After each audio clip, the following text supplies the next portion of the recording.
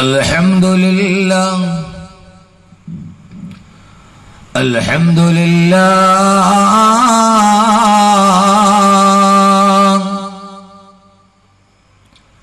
الحمد لله الواحد القهار العزيز الغفار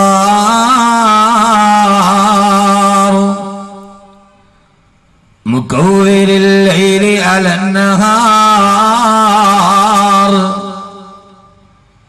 تذكرة لأولي القلوب والأبصار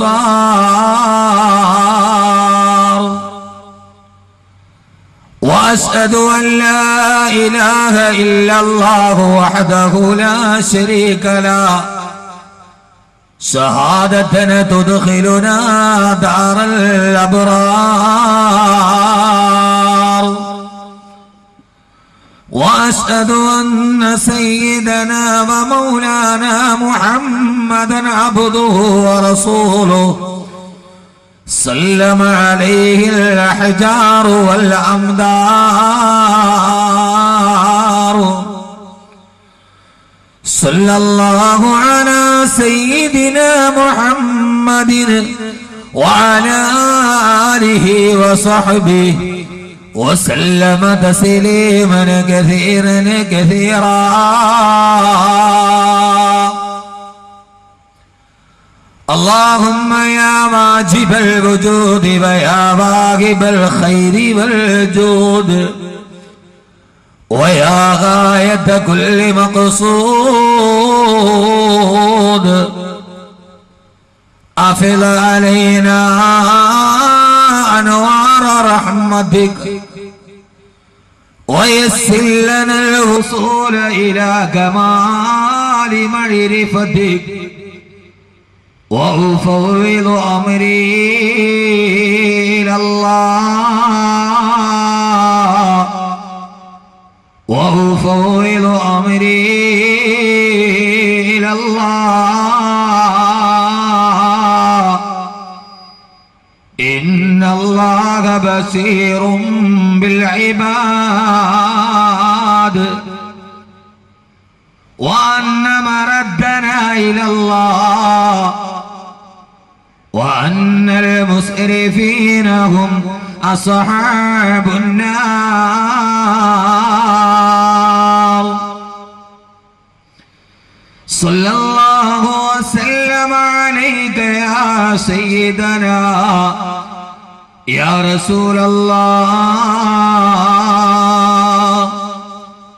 صلى الله وسلم عليك يا حبيبنا يا رسول الله بلغت الرسالة وأديت الأمانة ونصحت الأمة وكسرت الغمة وجاهدت في سبيل ربك حق جهاده وعبدت ربك حتى أتاك اليقين أعوذ بالله من الشيطان الرجيم بسم الله الرحمن الرحيم والضحى والليل إذا سجى ما ودعك ربك وما قلى وللآخرة خير لك من الأولى ولسوف يعطيك ربك فترضى صدق الله مولانا العلي العظيم وقال نبينا وحبيبنا ورسولنا وقائدنا وأسوتنا محمد صلى الله عليه وسلم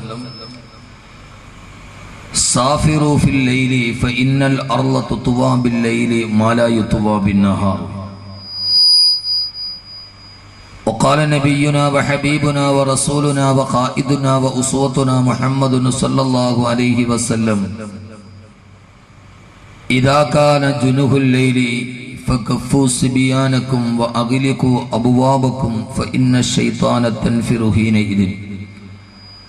صدق رسوله النبي المصطفى الأمين عليه وعلى آله وأهل بيته أفضل الصلوات وأزكى التسليم.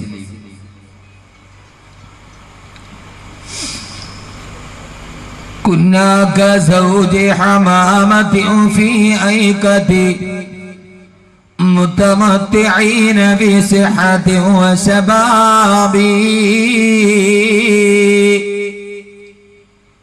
تركا فراشهما وقاما في الدجى يتلذذان بطاعة الرحمن هم آخر الأخرى على الدنيا وما فيها من العيش اليسير الفاني.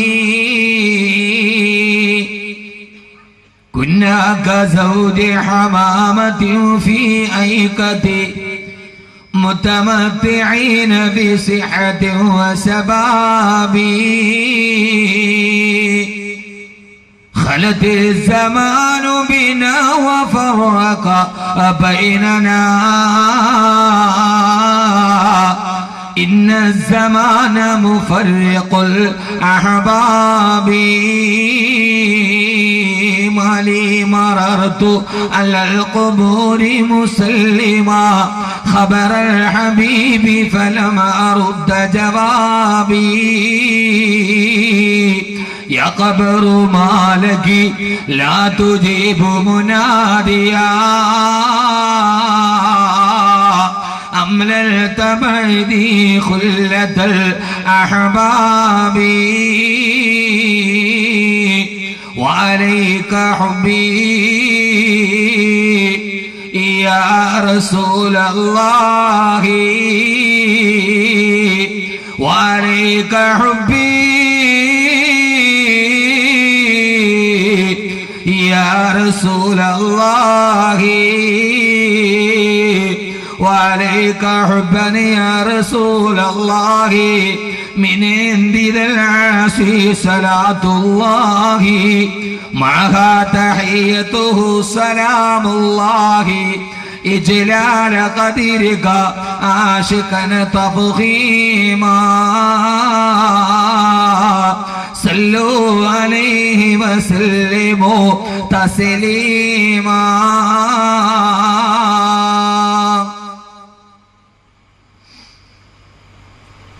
സമാദരണീയനും ബഹുമാന്യനുമായ യോഗാധ്യക്ഷൻ Al Ameen welfare അസോസിയേഷന്റെ general secretary Jalal വിളക്കത്ത് ഈ പുണ്യമായ സദസ്സിന്റെ സമുദ്ഘാടന കർമ്മം നിർവഹിച്ച് പണ്ഡിതോചിതമായ ഒരു പ്രഭാഷണം നടത്തിയ എൻ്റെ ബഹുമാന്യനായ സുഹൃത്തും മൂവാറ്റുപുഴ സെൻട്രൽ ജുമാ മസ്ജിദിന്റെ ഇമാമുമായ ഹാഫിസ് നൗഫൽ കൗസരി,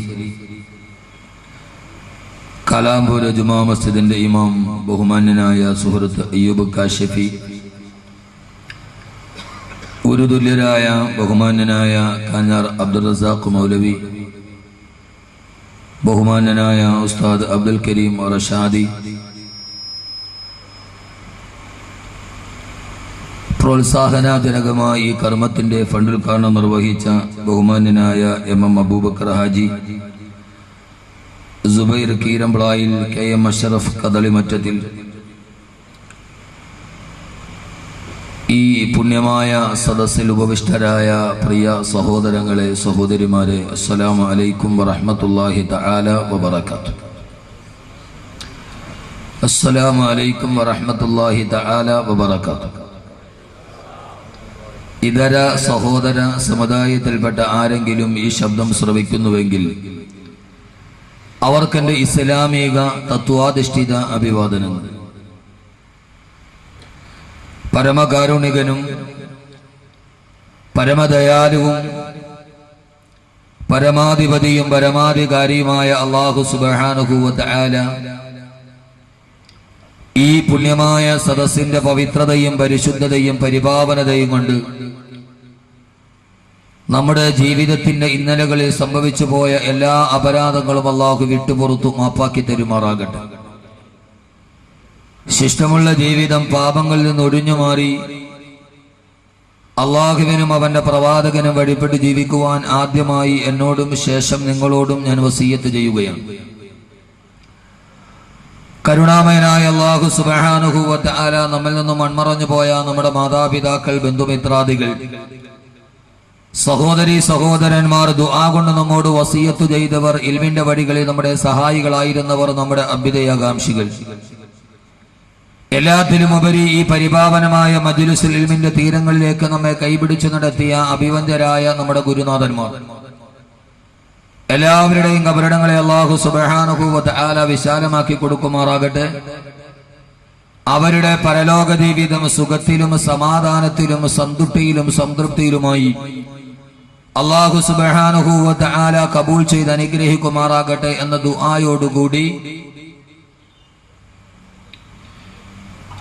അല്ലമീൻ വെൽഫെയർ അസോസിയേഷന്റെ കഴിഞ്ഞ 4 വർഷക്കാലമായി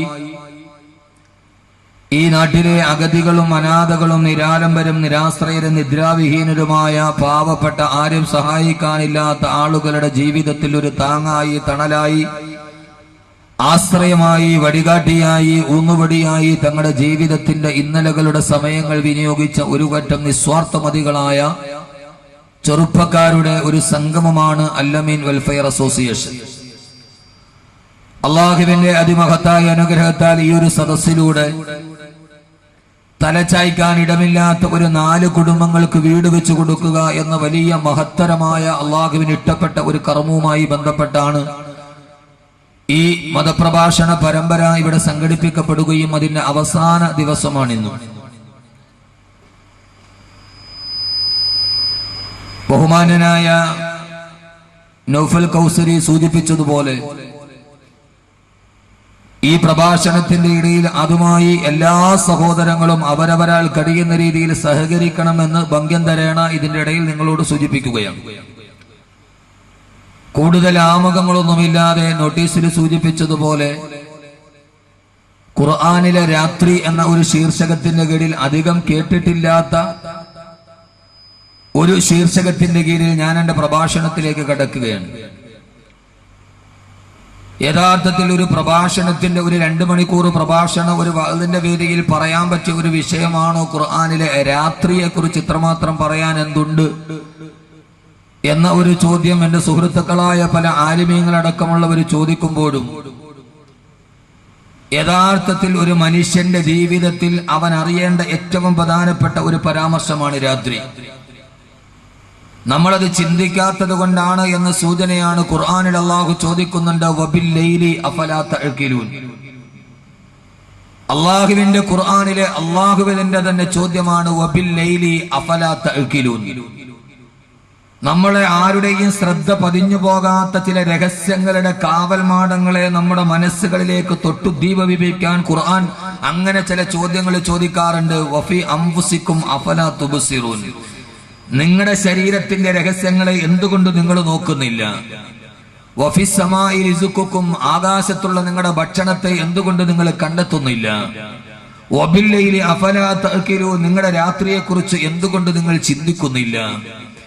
ഇങ്ങനെ മനുഷ്യന്റെ ചിന്തകളെ ഉദ്ദീപിപ്പിക്കാൻ കഴിയുന്ന ചില ചോദ്യശരങ്ങൾ അല്ലാഹു സുബ്ഹാനഹു വ തആല ഖുർആനിൽ പറയുകയും ആ ഒരായത്തിന്റെ അടിസ്ഥാനത്തിലാണ് രാത്രി എന്ന അലസതയുടെയും നാം എല്ലാവരും ഒന്നുമറിയാതെ മലർന്നു കിടന്നോ കമന്നു കിടന്നോ ചരിഞ്ഞു കിടന്നോ ഇതൊന്നുമല്ലാതെ കൊഞ്ചു കുരിഞ്ഞു കിടക്കുന്നത് പോലെയോ കിടന്നുറങ്ങി നമ്മുടെ ഒരു ആയുസിന്റെ 2 ഭാഗം അപഹരിച്ചു പോകുന്ന, നമ്മുടെ ജീവിതത്തിൽ ഒന്നും ചെയ്യാതെ അലസതയിൽ മാത്രം കഴിഞ്ഞു പോകുന്ന അല്ലാഹു സുബ്ഹാനഹു വ തആല നമുക്ക് നൽകിയ നിഅമത്താനി മഗ്ബൂബത്താനി കസീറുൻ മിനന്നാസ്, ജനങ്ങൾ മുഴുവനും അശ്രദ്ധരായ അതിമൂല്യവത്തായ ഒരു 2 അനുഗ്രഹങ്ങളെ മനുഷ്യർ ചിന്തിക്കാറില്ല എന്ന് പറഞ്ഞ് അസ്സിഹ്ഖത്തു വൽ ഫറാഗ്, അവന്റെ ആരോഗ്യവും അവന് ഒഴിവ് കിട്ടുന്ന സമയവും, ആ സമയത്തിൽ മനുഷ്യൻ ഇതേവരെ ആഴത്തിൽ ചിന്തിക്കാത്ത വളരെ പ്രധാനപ്പെട്ട ഒരു ഒഴിവ് സമയമാണ് രാത്രി. അതുകൊണ്ട് എന്താണ് രാത്രി? രാത്രിയുടെ പ്രത്യേകത എന്താണ്? രാത്രിയിൽ നാം ചെയ്യേണ്ട കർമ്മം എന്തൊക്കെയാണ്, ഖുർആൻ എന്താണ് ഇതിന്റെ വീക്ഷണകോണുകളിൽ പറയുക എന്ന ഒരു വിഷയം എന്നും ആവർത്തിച്ചു പറയാനല്ല, പുതുതായി എന്തെങ്കിലും ഒന്ന് ചിന്തിക്കാനുള്ള ഒരു ചിന്തയുടെ പ്രേരണയായി ഈ സദസ്സിനെ എന്റെ പ്രിയപ്പെട്ട സഹോദരങ്ങൾ കണക്കാക്കണമെന്ന് ആദ്യമായി ആമുഖമായി ഓർമ്മിപ്പിച്ചുകൊണ്ട് ഞാൻ എന്റെ വിഷയത്തിലേക്ക് കടക്കുകയാണ്. ബഹുമാനപ്പെട്ട അയ്യൂബ് കാശിഫി ആദ്യം തന്നെ നമ്മുടെ പ്രതീക്ഷക്കുത്ത് ഉയർന്ന് സംസാരിക്കാൻ എനിക്ക് കഴിയട്ടെ എന്ന ഒരു വാക്ക് ഞാൻ യഥാർത്ഥത്തിൽ ഇവിടെ വരില്ല എന്ന് തീരുമാനിച്ചതാണ്. ഇതുവരെ ഞാൻ ഈ സ്റ്റേജിൽ എത്തുന്നത് വരെ ഞാൻ വരുമോ ഇല്ലയോ എന്ന ഒരു ആശങ്കയുണ്ടായിരുന്നു. കഴിഞ്ഞ 2 ആഴ്ചയായി ചിക്കൻ ബോക്സ് പിടിച്ച് 7 ദിവസത്തെ മുഴുവൻ പരിപാടിയും ക്യാൻസൽ ചെയ്ത് 16-ാം തീയതി മുതൽ ഒരല്പം ശമനമുണ്ടായപ്പോ വീണ്ടും വാളിനിറങ്ങി. ഇന്നലെ വരെ ഞാൻ മിനിഞ്ഞാന്ന് മുക്കത്ത് അടിവാരത്ത് പ്രസംഗിക്കുമ്പോ അവിടെ ഉണ്ടായിരുന്ന പൂവരങ്ങയിലുണ്ടായിരുന്ന എന്റെ നാട്ടുകാരായ കാഞ്ഞാറുകാർ റസാഖ് ഉസ്താദിനെ വിളിച്ച് വാക്കവി കൊട്ടും കടിയില്ല, ഇരുന്നാണ് സംസാരിച്ചത്. ആകെ അരമണിക്കൂറാണ് ഞാൻ അവിടെ. ഇതിന്റെ ഒരു 10 ഇരട്ടിയുള്ള ജനക്കൂട്ടത്തിന്റെ ഇടയിൽ പോയി 10 മിനിറ്റ്, അരമണിക്കൂറാണ് ആകെ ദുആയും പ്രസംഗവുമായി നടന്നത്. ഇന്നലെയും 1 മണിക്കൂർ ഇരുന്ന് സംസാരിച്ചിട്ടാണ് ഞാൻ ഇന്നലെ മറന്നു. ഇന്നത്തെ തീയതി 26 തൃപ്പനച്ചി, ഓർമ്മയില്ല. ഇന്നലെ കൊണ്ടോട്ടിക്കടുത്ത്, എയർപോർട്ടിനടുത്ത് ഞാൻ ഇന്നലെ അരമണിക്കൂർ ഇരുന്ന് സംസാരിച്ചിട്ടാണ് വന്നത്. ഇന്നും കലശലായ പനിയും നടുവേദനയും പ്രയാസങ്ങളൊക്കെ ഉണ്ട്. എന്റെ മുഖം കണ്ടാൽ തന്നെ അറിയാം. യഥാർത്ഥത്തിൽ ഞാൻ നാളെ മുതൽ 4 ദിവസത്തെ പരിപാടികൾ ക്യാൻസൽ ചെയ്തിരിക്കുകയാണ്. 1-ാം തീയതി വയനാട്, 2-ാം തീയതി കോഴിക്കോട് ഉള്ള ഏതാണ്ട് ഒരു 4 ദിവസം ഇന്ന് തന്നെ ക്യാൻസൽ ചെയ്ത് നാളെ രാവിലെ വന്നു കഴിഞ്ഞാൽ നേരെ പോയി നാളെ ഹോസ്പിറ്റലിൽ അഡ്മിറ്റ് ആവണം. ഇല്ലെങ്കിൽ ഈ 1 വർഷത്തെ പരിപാടികൾ മുഴുവൻ നഷ്ടപ്പെടും. ഇവിടെ വരുമ്പോഴും കലശലായ പനിയുണ്ട്. പക്ഷെ ഞാൻ എന്റെ നാട്ടുകാരായതുകൊണ്ട് വന്നില്ലെങ്കിൽ അവന്റെ ഇപ്പൊ ഒരു വലിയ പവർ അവൻ വരില്ല എന്ന് തോന്നുന്ന ചിലരും, അവന് കഴിയില്ലല്ലോ എന്ന് ദുആ ചെയ്യുന്ന ചിലരും ഒക്കെ ഉള്ളത് കൊണ്ട്, എന്റെ നാടായതുകൊണ്ടും നാടിനോട് അടുത്ത പ്രദേശമായതുകൊണ്ടും എന്റെ വളരെ അടുത്ത സുഹൃത്തുക്കളായതുകൊണ്ടും മാത്രവുമല്ല, ഇവരെന്നെ ക്ഷണിക്കാൻ വേണ്ടി സെൻട്രൽ ജുമാ മസ്ജിദിൽ വരുമ്പോ നമ്മുടെ മുസ്തഫ 3 സെന്റ് സ്ഥലം ഞാൻ കൊടുത്തേക്കാം ഉസ്താദ് എന്ന് പറഞ്ഞപ്പോ ഞാൻ പറഞ്ഞു പറ്റില്ല, ഞാൻ വരണമെങ്കിൽ 6 സെന്റ് കൊടുക്കണമെന്ന്. ഉസ്താദ് വരികയാണെങ്കിൽ ഞാൻ 6 സെന്റ് കൊടുത്തേക്കാം. ഞാൻ വരാമെന്ന് സമ്മതിച്ചുകൊണ്ട് 3 സെന്റ് കൊടുത്ത സംഘാടകരാണ് ഇതിന്റെ ഉള്ളു.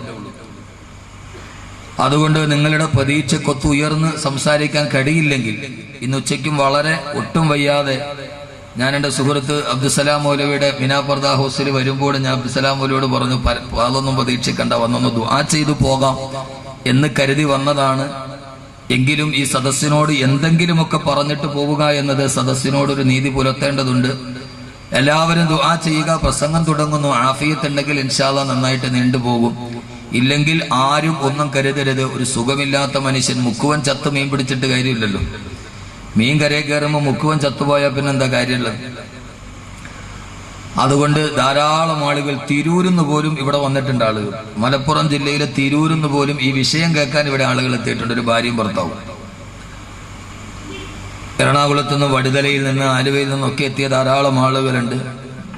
ഈ വിഷയം ഞാൻ എൻ്റെ പ്രിയപ്പെട്ട സഹോദരങ്ങളോട് ആദ്യമായി ഓർമ്മിപ്പിക്കുകയാണ്. ഈ വിഷയം നന്നായി മനസ്സിലാക്കി അത് നമ്മുടെ ജീവിതത്തിൽ പകർത്തണമെന്ന് ഓർമ്മിപ്പിച്ചുകൊണ്ട് ഞാൻ എൻ്റെ വിഷയത്തിലോട്ട് കടക്കുകയാണ്. അള്ളാഹു നാം ഏവരെയും സ്വീകരിക്കുമാറാകട്ടെ. ആദ്യം നിങ്ങൾ എന്നോട് ചെയ്യേണ്ട ഒരു സഹകരണം, ഞാനല്ലാതെ വേറെ ഒരാളാണെങ്കിൽ ഈ പരിപാടിക്ക് വരുമെന്ന് എനിക്ക് തോന്നുന്നില്ല. നാളെ രാവിലെ പോയാൽ ഉടനെ ഹോസ്പിറ്റലിൽ അഡ്മിറ്റ് ആവുകയാണ്. അത്രയ്ക്ക് ബുദ്ധിമുട്ടുണ്ട്. ഇതവിടെ ആ ഭാഗത്ത് കുറച്ച് കസേര ഒഴിവായി കിടപ്പുണ്ട്. ഈ ഇരിക്കുന്നതിന്റെ 2 ഇരട്ടി ആളുകൾ ഈ ഗ്രൗണ്ടിന്റെ വെളിയിലും റോഡിലുമായിട്ട് നിൽക്കുന്നുണ്ട്. ഇരിക്കുന്നവരെക്കാൾ 2 ഇരട്ടി കൂടുതലുണ്ട്. അവരാരും ഇതിലേ കടന്നു വന്ന് ഇനി ആ കസേര വന്നിരിക്കില്ല, ഇരിക്കാൻ കഴിയില്ല. പിന്നെ ചെയ്യാൻ കഴിയുന്നത് അവിടെ ഇരിക്കുന്നവരെ അടുത്ത കസേരയിലോട്ട് ഇരിക്കാന്നുണ്ട്. എല്ലാവരും ആ കസേര ഒന്ന് പൂർത്തിയാക്കി കഴിയും. ആ സൈഡ് മാത്രം നിങ്ങൾ മുമ്പിലിരിക്കുന്ന ഒരു കസേര പോലും, കാരണം ആളുകൾ നിൽക്കുക. ഈ കസേരയ്ക്ക് വാടക കൊടുക്കുന്നുണ്ട്. അത് ഉപയോഗിച്ചാലാണ് വാടക കൊടുക്കേണ്ടത്. ഉപയോഗിക്കാതെ വാടക കൊടുത്താൽ വലഉ ശൈഇ ഗൈരി മഹല്ലിഹി ദുൽമുൻ. ഈ കസേരയ്ക്ക് വാടക കൊടുക്കണം. ആ വാടക കൊടുക്കുന്നത് അത് ഉപയോഗിച്ചതിനാണ് വാടക കൊടുക്കേണ്ടത്. നിങ്ങൾ ഒരാൾ കാരണത്താൽ അത് ഉപയോഗിക്കാൻ പറ്റാതെ വരിക എന്നുള്ളത് നാളെ അള്ളാഹുവിന്റെ മുമ്പിൽ സമാധാനം പറയണം. ഒന്ന് മുമ്പോട്ട് കയറിയിട്ട് മോനെ, അത് ആ സൈഡിൽ ഇരിക്കണത്. മുസ്ലിം എന്ന് പറഞ്ഞാൽ അതിന്റെ അർത്ഥം അനുസരണമുള്ളവെന്നാണ്. അനുസരണമുള്ള മുസ്ലിങ്ങളൊക്കെ കയറിയിരിക്കും. ഒന്ന് മുമ്പോട്ട് കയറിയിരുന്നു.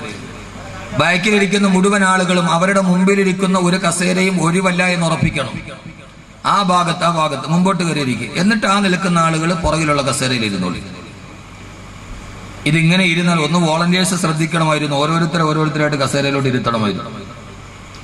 ധാരാളം ആളുകൾ നിൽക്കുക, ഇടയ്ക്ക് കസേരകൾ കാലിയായിരിക്കുക എന്നത് ശരിയല്ല. എല്ലാവരും അവസാനത്തെ സ്വലാത്തിലും പങ്കെടുത്തിട്ട് മാത്രമേ പിരിഞ്ഞു പോകാവൂ എന്ന് ഇന്ന് അവസാന ദിവസമാണ്. അല്ലാഹു സുബ്ഹാനഹു വ തആല സ്വലാത്തോടെ ദുആയോടെ ഈ സദസ്സിൽ നിന്ന് പിരിയാൻ അല്ലാഹു തൗഫീഖ് നൽകി അനുഗ്രഹിക്കുമാറാകട്ടെ എന്ന ദുആയോടെ ആഫിയത്തിന് വേണ്ടി നിങ്ങളുടെ എല്ലാവരുടെയും ദുആ ഉണ്ടാകണം എന്ന് ഓർമ്മിപ്പിച്ചുകൊണ്ട് ഞാൻ എന്റെ വിഷയത്തിലേക്ക് കടക്കുന്നു. ഖുർആനിലെ രാത്രി.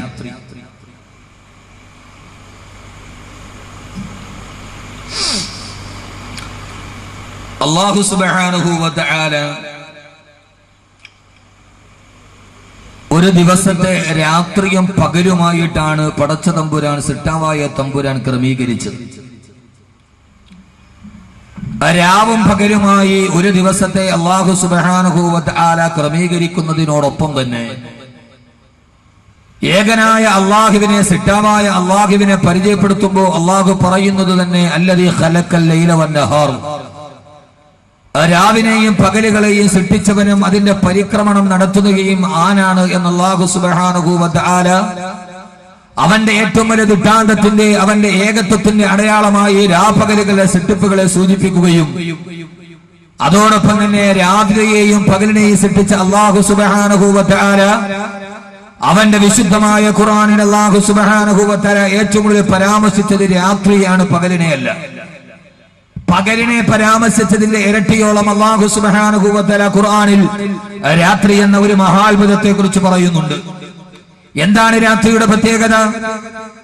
രാത്രി എന്ന് പറയുന്ന ഒരു ദിവസത്തിലെ ഏറ്റവും പ്രധാനപ്പെട്ട ആ യാമത്തിന്റെ പ്രത്യേകത, ലോക ചരിത്രത്തിലെ എണ്ണം കുറിക്കപ്പെട്ട മുഴുവൻ മഹാത്ഭുതങ്ങളും നടന്നിട്ടുള്ളത് രാത്രിയിലാണ്. നൂറ്റാണ്ടുകളോളം നീണ്ടുപോയ വൈദേശിക ആധിപത്യത്തിന് അന്ത്യം കുറിച്ച് പാർലമെന്റ് മന്ദിരത്തിന്റെ മുകൾ ഭാഗത്തു നിന്ന് യൂണിയൻ ജാക്ക് പതാക താഴെ ഇറക്കി ഇന്ത്യയുടെ ത്രിവർണ്ണ പതാക പാടിച്ച ഇന്ത്യ രാജ്യം എന്ന് പറയുന്ന ഭാരതീയരായ നമ്മെ സംബന്ധിച്ചോളം ഒരു ഭാരതീയന്റെ ജീവിതത്തിലെ ചരിത്രത്തിലെ ഏറ്റവും പ്രധാനപ്പെട്ട സ്വാതന്ത്ര്യം കിട്ടിയത് 1947 ഓഗസ്റ്റ് 14 അർദ്ധരാത്രിയിലാണ്. നമ്മുടെ ഇന്ത്യ രാജ്യത്തെ സംബന്ധിച്ചോളം ഏറ്റവും പ്രധാനപ്പെട്ട സംഭവം നടന്നത് അർദ്ധരാത്രിയിലാണ്. സ്വാതന്ത്ര്യം കിട്ടിയത് ഓഗസ്റ്റ് 14 അർദ്ധരാത്രിയിലാണെന്നിരിക്കെ അതുകൊണ്ടാണ് ഇന്ത്യ രാജ്യത്തിന്റെ സ്വാതന്ത്ര്യ സമരത്തിന്റെ ഏറ്റവും പ്രധാനപ്പെട്ട വിവരണമായ ലാരി കോളിൻസിന്റെയും ഡൊമിനിക് ലാപ്പിയറിന്റെയും സ്വാതന്ത്ര്യ സമര പുസ്തകത്തിന് അവര് പേരിട്ടത് തന്നെ ദ ഫ്രീഡം അറ്റ് മിഡ്നൈറ്റ്, സ്വാതന്ത്ര്യം അർദ്ധരാത്രിയിൽ എന്നാണ്. ഇന്ത്യ രാജ്യത്തിന്റെ സ്വാതന്ത്ര്യ സമരത്തെ കുറിച്ച് പറയുന്ന ഏറ്റവും പ്രധാനപ്പെട്ട പുസ്തകം ലാരി കോളിൻസും ഡൊമിനിക് ലാപ്പിയറും എഴുതിയത് ഫ്രീഡം അറ്റ് മിഡ്നൈറ്റ് ആയിട്ടാണ്. ഇന്ത്യ രാജ്യത്തിന് സ്വാതന്ത്ര്യം കിട്ടിയത് അർദ്ധരാത്രിയിലാണെന്നിരിക്കെ ഇതൊരു രാഷ്ട്രത്തിന് മാത്രം, ഒരു ഭാരതീയൻ എന്ന സംബന്ധിച്ചോളം, ഇന്ത്യക്കാരൻ എന്ന സംബന്ധിച്ചോളം നമ്മുടെ ഒരു പ്രധാനപ്പെട്ട സംഭവം നടന്നത് എന്ന് സൂചിപ്പിക്കുന്നതിനപ്പുറം, ഒരു ഭാരതീയൻ എന്നതിനപ്പുറം ഒരു ഇസ്ലാമിക വിശ്വാസി എന്ന ഏറ്റവും പ്രധാനപ്പെട്ട മാനദണ്ഡം നോക്കുമ്പോ ഒരു മുസ്ലിമിന്റെ ജീവിതത്തിൽ അവൻ ഏറെ ആഗ്രഹിക്കുന്ന ഒരു ആയുസ്സിൽ മാത്രം കിട്ടിയാൽ ഈ ഭൂമി ലോകത്ത് ജീവിച്ച മനുഷ്യരിൽ ഏറ്റവും പുണ്യാളനായി പടച്ചതമ്പുരാന്റെ സന്നിധാനത്തിലേക്ക് നടങ്ങാൻ പോകുന്ന ഒരു വിശ്വാസിയുടെ ജീവിതത്തില് ഏറ്റവും പ്രധാനപ്പെട്ട അവൻ ആഗ്രഹിക്കുന്ന, നമ്മൾ ദുആ ചെയ്യുന്ന, നമ്മൾ അതിനുവേണ്ടി ഉറക്കമിളക്കുന്ന ഒരായുസ്സിലെങ്ങാനും ഒരു പ്രാവശ്യം ആ മഹാഭാഗ്യം കിട്ടിയാൽ നാളെ പരലോകത്തിലെ ഏറ്റവും വലിയ പാരിതോഷികത്തിന്റെ ഉടമ അവനാണെന്നിരിക്കെ ഒരു സത്യവിശ്വാസിയുടെ ജീവിതത്തിലെ ഏറ്റവും വലിയ അനുഗ്രഹത്തെ അല്ലാഹു സുബ്ഹാനഹു വ തആല ഈ ഭൂലോകത്ത് അവതരിപ്പിക്കാൻ അല്ലാഹു തീരുമാനിച്ചത് പട്ടാപ്പകലിന്റെ നിഴൽ വെളിച്ചത്തിലല്ല. ഒരു സത്യവിശ്വാസി അവന്റെ ജീവിതത്തിൽ ഏറെ ആഗ്രഹിക്കുന്ന, അവന്റെ ജീവിതത്തിന്റെ ആയുസിന്റെ ഒരു ഭാഗത്തിലെങ്ങാനും കിട്ടിയാൽ, ഒരേ ഒരു പ്രാവശ്യം ആയുസിന്റെ നാൽക്കവലകളിൽ ഒരേ ഒരു പ്രാവശ്യം കിട്ടിയാൽ തന്നെ അവൻ ആഖിറത്തിന്റെ വിജയിയായി തീരുന്ന ഏറ്റവും വലിയ മഹാസൗഭാഗ്യത്തെ അല്ലാഹു അവതരിപ്പിച്ചത് പകലിനല്ല.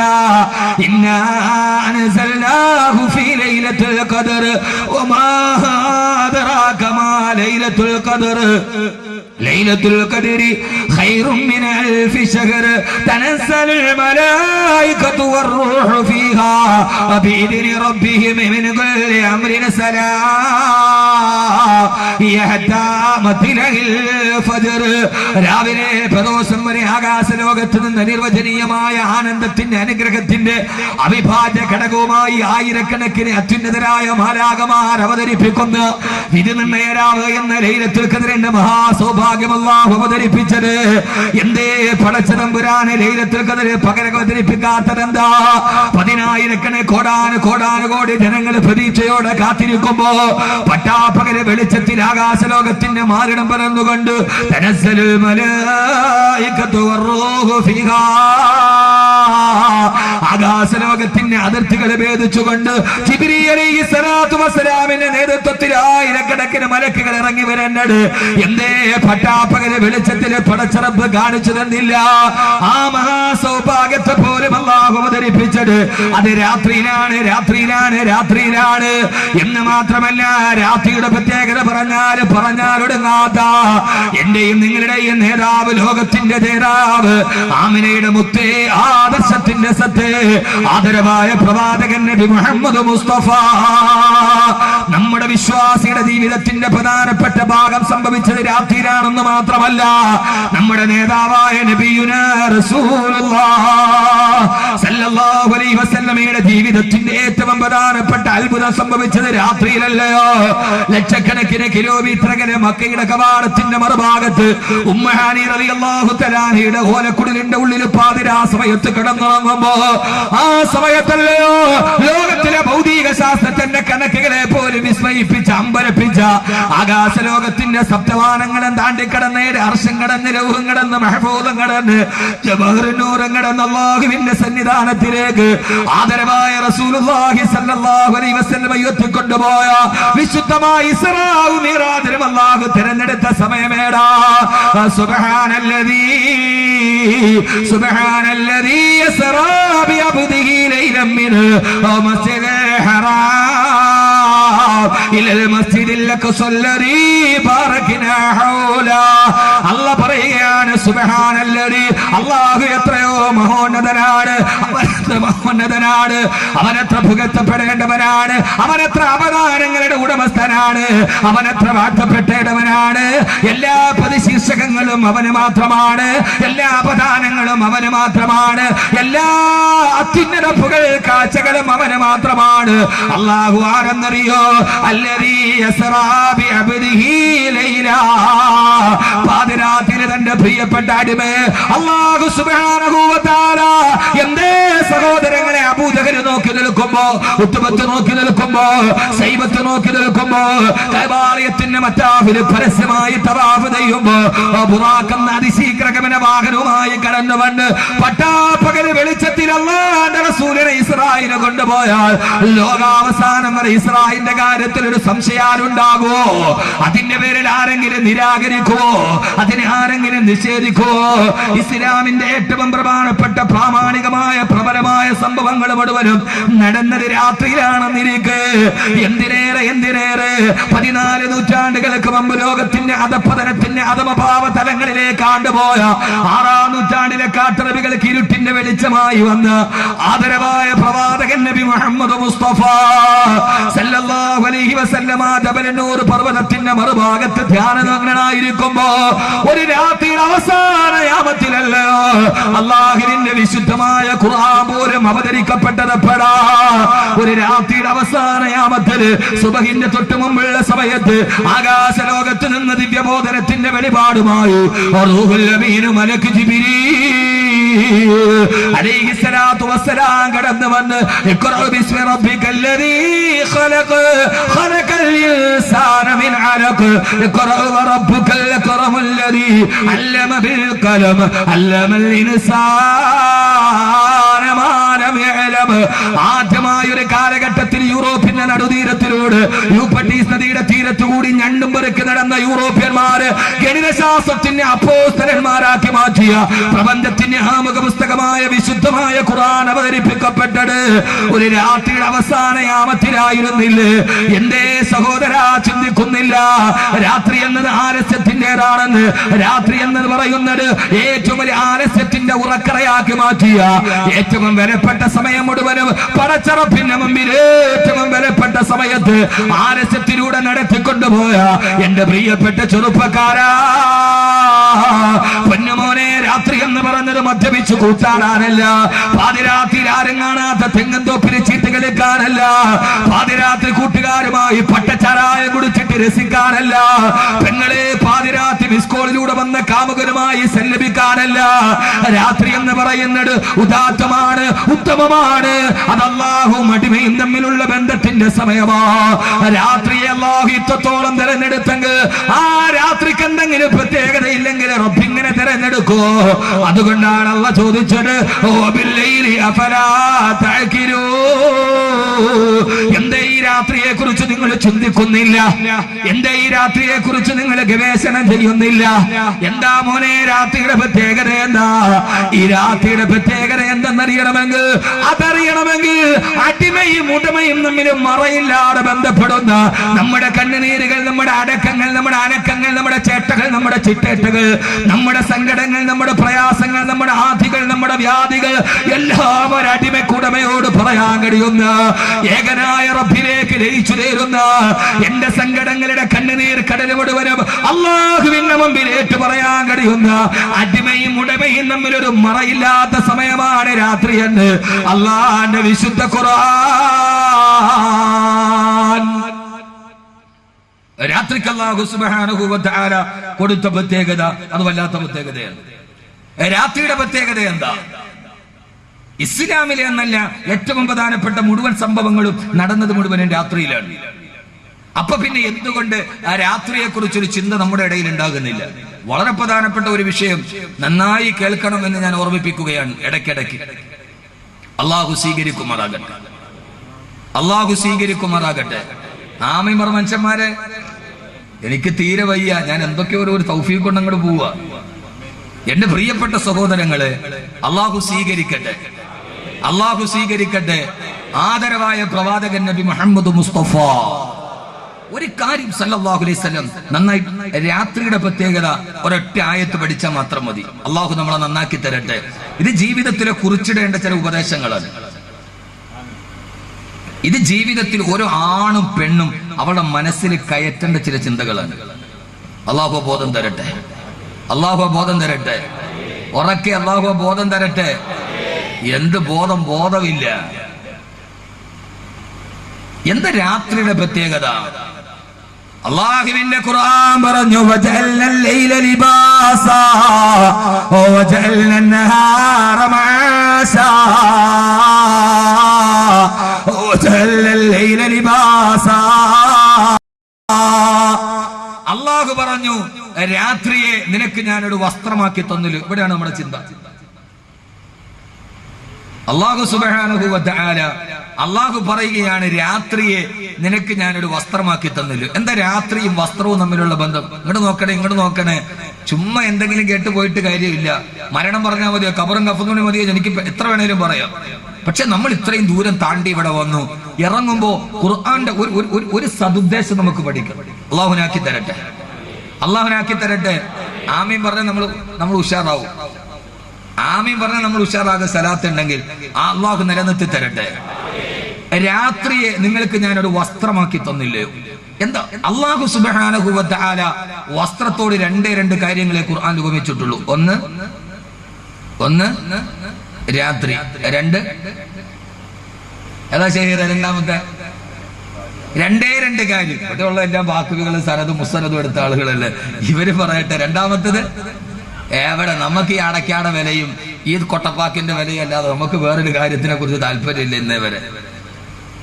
രണ്ട് ഭാര്യ. ഹുന്ന ലിബാസുൽ ലകും വഅൻതും ലിബാസുൽ ലഹുന്ന.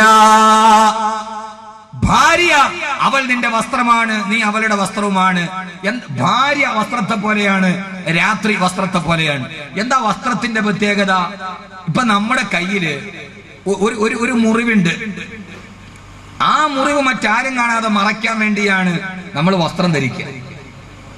നമ്മുടെ നഗ്നത ആരും കാണാൻ ഇഷ്ടപ്പെടാത്തത് മറയ്ക്കാൻ വേണ്ടിയാണ് വസ്ത്രം ധരിക്കുക. ഇപ്പൊ നമ്മുടെ കയ്യിൽ ഇവിടെ നമ്മുടെ ഈ കൈയുടെ ഈ ഭാഗത്ത് എവിടെയെങ്കിലും ഒരടയാളം ഉണ്ട്, അത് ആരും കണ്ടിട്ടില്ല.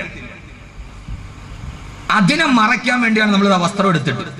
യഥാർത്ഥത്തിൽ ആ സാധനം ആദ്യം കാണുന്നത് വസ്ത്രമാണ്. ആ മുറിവ് ആദ്യം കാണുന്നത് വസ്ത്രമാണ്. വസ്ത്രം കണ്ടിട്ട് പിന്നെ ബാക്കി ആരും കാണൂ. വസ്ത്രം എന്ന് പറഞ്ഞാൽ ചേർന്നിരിക്കുന്ന സാധനമാണ്. വസ്ത്രം എന്ന് പറഞ്ഞാൽ ഞാൻ ബുഖാരി ഓതണം. വസ്ത്രത്തെ കുറിച്ച് പറയും, ഇനിയിപ്പോ അതിന് ബുഖാരി ഓതേണ്ട കാര്യമൊന്നുമില്ലല്ലോ. വസ്ത്രം നമ്മുടെ ശരീരത്തോട് ഒട്ടിപ്പിടിച്ച് ചേർന്ന് നടക്കുന്നത്. ഇത് പഠിച്ചാലേ മതിയാകൂ. ചുമ്മാ വാത് പറഞ്ഞ് കേട്ടിട്ട് പോയിട്ട് കാര്യമില്ല. ഒരു രാത്രിയിൽ ആസ്വാദനമായി വാത് മാറിയിട്ട് കാര്യമില്ല. ഞാൻ ആ ശൈലിയൊക്കെ വിട്ടു. വസ്ത്രം ഒട്ടിപ്പിടിച്ച് കിടക്കുന്ന സാധനമാണ്. അറബിയിൽ വസ്ത്രത്തിന് 2 വാക്ക് പറയും. ഒന്ന് സൗബ്, മറ്റൊന്ന് ലിബാസ്. അള്ളാഹ് പറഞ്ഞ ലിബാസ് എന്നാണ്. ലിബാസ് വേറെ, സൗബ് വേറെ. സൗബ് എന്ന് പറഞ്ഞാൽ പുളിമുട്ടിൽ പോയാലും സീമാസിൽ പോയാലും അവിടെ ഷെൽഫിൽ നന്നായിട്ട് ഇങ്ങനെ അടുക്കി വെച്ചിട്ടുണ്ട്. അത് ലിബാസ് അല്ല, അത് സൗബാണ്. ഇപ്പൊ മിനാ പർദാ ഹൗസി വന്നാല് ഷെൽഫിൽ ഇങ്ങനെ ഒരു പരസ്യം കൂടെ ആയിക്കോട്ടെ, ഷെൽഫില് കമ്മീഷൻ പിന്നെ തന്നാ മതി. ഷെൽഫിൽ എന്നിട്ടാവും മന്നയിലും സൽവയിലും ഒക്കെ ഉണ്ടാവും. എന്ത് അടുക്കി വെച്ചിട്ടുണ്ടാവും. അത് സൗബാണ്. അത് എടുത്ത് ശരീരത്തിൽ ധരിക്കുമ്പോ ഇത് ലിബാസാണ്. ധരിക്കുമ്പോഴേ ലിബാസാവൂ. കടയിൽ വെച്ചാൽ, വെറുതെ വെച്ചാൽ അത് സൗബാണ്. അള്ളാഹു പറഞ്ഞ രാത്രി എന്ന് പറയുന്നത് ലിബാസാണ്. എന്ന് പറഞ്ഞാൽ രാത്രി ഒട്ടിപ്പിടിച്ച് ചേർക്കാനുള്ളതാണ്. ആരുമായി? രാത്രി ഒട്ടിപ്പിടിച്ച് ചേരാനുള്ളതാണ്. അതാണ് ലിബാസിന്റെ അർത്ഥം. രാത്രിയെ വസ്ത്രത്തോട് ഉപമിച്ചത് രാത്രി ഒട്ടിപ്പിടിച്ച് ചേരാനുള്ളതാണ്. ആരുമായി? അവിടെയാണ് വിഷയം. രാത്രി ഒട്ടിപ്പിടിച്ച് ചേരാനുള്ളത് നമുക്ക് എല്ലാവർക്കും അറിയാം. ആരുമായി? ആരാന്റെ ഭാര്യയുമായിട്ടല്ല. രാത്രി ഒട്ടിപ്പിടിച്ച് ചേരാനുള്ളതാണെന്ന് നമുക്ക് എല്ലാവർക്കും അറിയാം. അത് ആരുമായി ഒട്ടിച്ചേരാൻ പറ്റിയത്? നിങ്ങൾ രാത്രിയുടെ ഇബാദത്തിനെ കുറിച്ച് അള്ളാഹു പറഞ്ഞ വാക്ക് നിങ്ങൾ കേട്ടോ? ഖുർആൻ അല്ലാഹുവിന്റെ ഖുർആൻ പറഞ്ഞു, ഇന്ന നാസിയത്തൽ ലൈലി ഹിയ അശദ്ദു വതഅന വഖവ മുഖീലാ ഇന്ന ലക ഫിന്നഹാരി സബ്ഹന തവീലാ. അല്ലാഹു പറയാണ്, മനുഷ്യ നിന്റെ പകൽ മുഴുവനും ഇന്ന ലക ഫിന്നഹാരി സബ്ഹന തവീലാ. ഏ മനുഷ്യ, പകൽ മുഴുവനും നിന്റെ നിത്യജീവിതത്തിന്റെ കഷ്ടപ്പാടുകളുമായി നീ ഓടി നടക്കുമ്പോ പകലിൽ നിനക്ക് വിശ്രമമില്ലാത്ത സമയമാണ്. ഭാര്യക്ക് വേണ്ടി, മക്കൾക്ക് വേണ്ടി, കച്ചവടത്തിന് വേണ്ടി, അവരുടെ വിദ്യാഭ്യാസത്തിന് വേണ്ടി ഓരോ പാടുകളുമായിട്ട് നീ ഇങ്ങനെ ഓടിപ്പാടി നടക്കുമ്പോ പകലിൽ നിനക്ക് നിൽക്കാൻ പറ്റാത്ത, വിശ്രമമില്ലാത്ത ജോലിയാ. രാത്രിയിൽ പകല് മുഴുവനും നീ നിനക്ക് വേണ്ടി ഓടുമ്പോ നീ നിന്റെ പടച്ചുറപ്പുമായി ചേരേണ്ട സമയം രാത്രിയാണ്. ഇന്ന നാശികത്തൽ ലൈലി ഹിയ അശദ്ദു വതഅന വഖവ മുഖീലാ. രാത്രി സംയോജനത്തിന്റെ സമയമോ. അള്ളാഹുവിന്റെ ഖുർആന്റെ ഏറ്റവും വലിയ ശാശ്വതമായ സാഹിത്യം അങ്ങീരോട്ട് കടന്നു പോകുമ്പോ അള്ളാഹ് പറയുകയാണ്, രാത്രിയുടെ സമയമാ, സമയ സംയോജനത്തിന്റെ. ഇന്ന നാശിയത്തൽ ലൈലി ഹിയ അശദ്ദു വതആ. പാതിരാ സമയത്ത് ചെയ്യുന്ന ഇബാദത്തിനെ കുറിച്ച് പറയുമ്പോ അള്ളാഹു ഉപയോഗിച്ച വാക്ക് തന്നെ ഹിയ അശദ്ദു വതആ. സ്ത്രീ പുരുഷ ബന്ധത്തെ കുറിച്ച് പറയുന്ന വാക്കാണ് വത്ത് എന്ന് പറയുന്ന പദം. സ്ത്രീയും പുരുഷനും തമ്മിൽ രാത്രിയിൽ ഒന്നിച്ചു ചേരുന്ന ബന്ധത്തെ കുറിച്ച്, ലൈംഗിക ബന്ധത്തിന് ഉപയോഗിക്കുന്ന വാക്കാണ് ഹിയ അശദ്ദു വതആ. ഒരാണും ഒരു പെണ്ണിന്റെ ശരീരമാണെങ്കിലും ഒരേ മനസ്സായി ഒന്നിച്ചു ചേരുന്ന രാത്രിയുടെ ഒരാണും പെണ്ണും ഒരു ഭാര്യയും ഭർത്താവും 2 ശരീരങ്ങൾ ഒന്നായി ചേരുന്നത് പോലെ അള്ളാഹ് പറയുകയാണ്, എന്റെ അടിമയും ഉടമയും തമ്മിൽ, അടിമയും ഉടമയും തമ്മിൽ 2 ഒന്നായി ഒന്നിച്ചു ചേരുന്ന പാതിരാ സമയത്താണ് മോനെ റബ്ബുമായിട്ട് അടുക്കേണ്ടത്. രാത്രിയിലെ ഇബാദത്താണ് അല്ലാഹുമായിട്ട് അടുക്കേണ്ടത്. ഏകനായ തമ്പുരാനുമായി അടിമ ഒന്നിച്ചു ചേരുന്ന സമയമേടെന്നറിയോ? കാരണം എന്തെന്നറിയോ? എന്റെ പ്രിയപ്പെട്ട സഹോദരങ്ങള്, എന്റെ പ്രിയപ്പെട്ട സഹോദരങ്ങള്, അല്ലാഹു സുബ്ഹാനഹു വ തആല രാത്രി ഇങ്ങനെ ഊരിയെടുക്കുമ്പോ അഖ്റജ മിൻഹാ മഅഹാ വ മർആഹാ, അല്ലാഹു പറയുകയാണ് എല്ലാവരും പാതിരാ സമയത്ത് ഉറക്കത്തിന്റെ കരിമ്പടം പുറച്ചു കിടക്കുമ്പോ ആ സമയത്ത് പൊന്നുമോനെ നിനക്കെഴുന്നേക്കാൻ പറ്റോ? നിന്റെ കിടക്കറയുടെ ഉള്ളിൽ എഴുന്നേറ്റിട്ടുണ്ട്. പാതിരാവിന്റെ നിശബ്ദതയിൽ എല്ലാവരും ഉറങ്ങിക്കിടക്കുമ്പോ ആ സമയത്ത് ഉറക്കമില്ലാത്തത് രണ്ട് പേരാ. ഒന്ന് ഉറക്കമില്ലാതെ നിസ്കാര പായിൽ എഴുന്നേറ്റ് നിൽക്കുന്ന നീ, രണ്ടാമത് ഉറക്കമില്ലാത്തത് ആർക്കാ? ഉറക്കമില്ലാത്ത തൂങ്ങി ഉറക്കമില്ലാത്ത രാത്രിയിൽ ഉറക്കമില്ലാത്ത നിന്റെ റബ്ബ് മാത്രം. പൊന്നുമോളെ, ഇതാണ് സമയം. 1000 പ്രയാസങ്ങളും ദുഃഖങ്ങളും കടങ്ങളും രോഗങ്ങളും ആദികളും വ്യാധികളും 1000 പ്രയാസങ്ങളുമായി ഞാനിവിടെ വന്നിറങ്ങുമ്പോ തന്നെ എത്രയോ ആളുകളാവുന്നത് ഉസ്താദേ ക്യാൻസറാണ്, ദുആ ചെയ്യണം. ഉസ്താദേ കല്യാണം കഴിഞ്ഞിട്ട് കുട്ടികളില്ല, ദുആ ചെയ്യണം. കോടിക്കണക്കിന് രൂപയുടെ കടബാധ്യതകളുണ്ട്, ദുആ ചെയ്യണം. ബിസിനസ് തകരാറിലാണ്, ദുആ ചെയ്യണം.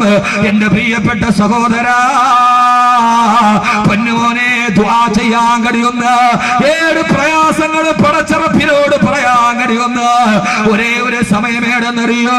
നീയും നിന്റെ ഉടമയും തമ്മിൽ അടുത്തു ചേരുന്ന, അടിമയും ഉടമയും തമ്മിൽ മറയില്ലാത്ത സമയം. അത് രാത്രിയാണ്.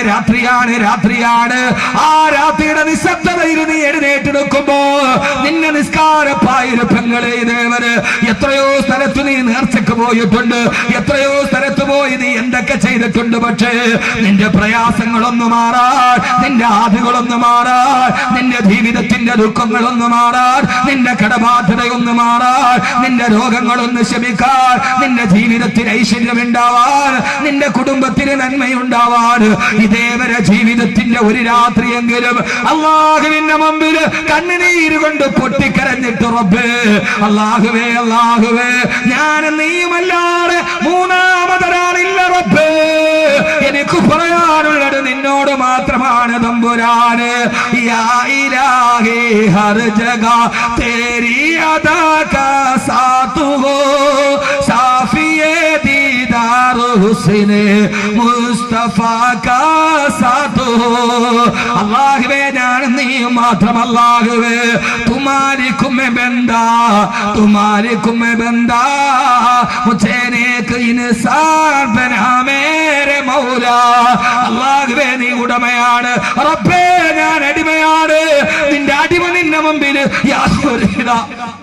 ആർഭാടങ്ങളില്ല, കെട്ടിക്കോശങ്ങളില്ല. നിന്റെ അടിമ നിന്റെ മുമ്പിൽ വരികയാണല്ലാ. വിളിക്കുന്നവരോട് വിളി കേൾക്കുന്ന തമ്പുരാനെ, അലൈസല്ലാഹു ബികാഫിൻ അബ്ദാ. പടച്ചറപ്പിന് അടിമകൾ കുടമ പോരെ. അതുകൊണ്ട് എന്റെ പ്രിയപ്പെട്ട സഹോദരങ്ങളോട് സഹോദരിമാരോട് ഇന്നു മുതൽ നമുക്ക് ചെയ്യാൻ പറ്റുന്ന ദിവ്യ ഔഷധമേടാ. പൊന്നുമോനെ, ലോകത്ത് മുഴുവനും ഒരൊറ്റ നിമിഷം കൊണ്ട് ഭസ്മമാക്കി കഴിയുന്ന നാപ്പാം ബോംബുകളെ സജ്ജീകരിക്കുന്ന അമേരിക്കയുടെ പെന്റഗണിന്റെ ആസ്ഥാനത്തിൽ പോലും കൊടുക്കാൻ കഴിയാത്ത ആയുധത്തിന്റെ ഭദ്രശക്തി പാതിരാ സമയത്ത് ഒരു അടിമയുടെ കണ്ണിൽ നിന്നിറങ്ങുന്ന കണ്ണുനീരിനുണ്ടെന്ന് ഹബീബായ നബി മുഹമ്മദ് മുസ്തഫ.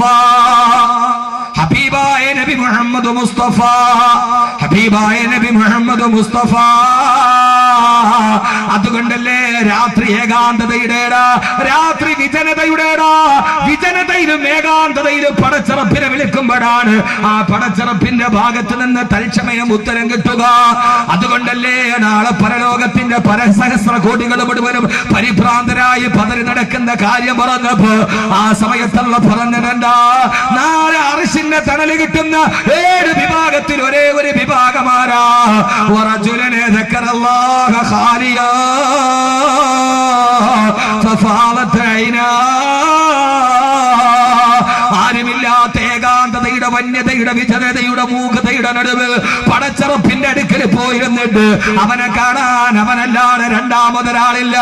കടിയോ പൊന്നുമോനെ ചെറുപ്പക്കാരാ, കടിയോ പൊന്നുമോള്, രണ്ടാമതൊരാളില്ലാതെ വിജനതയിൽ കൊടുത്തിട്ട് ഏകനായ റബ്ബിനെ കുറിച്ച് ഓർത്തപ്പോ അവന്റെ കണ്ണിലൂടെ കണ്ണുനീരൊലിച്ചാൽ അവനാണ് നാളെ അർശിന്റെ തണല് കിട്ടുന്നിടന്ന് റബ്ബ് മുഹൈമീന ഖാലിയാ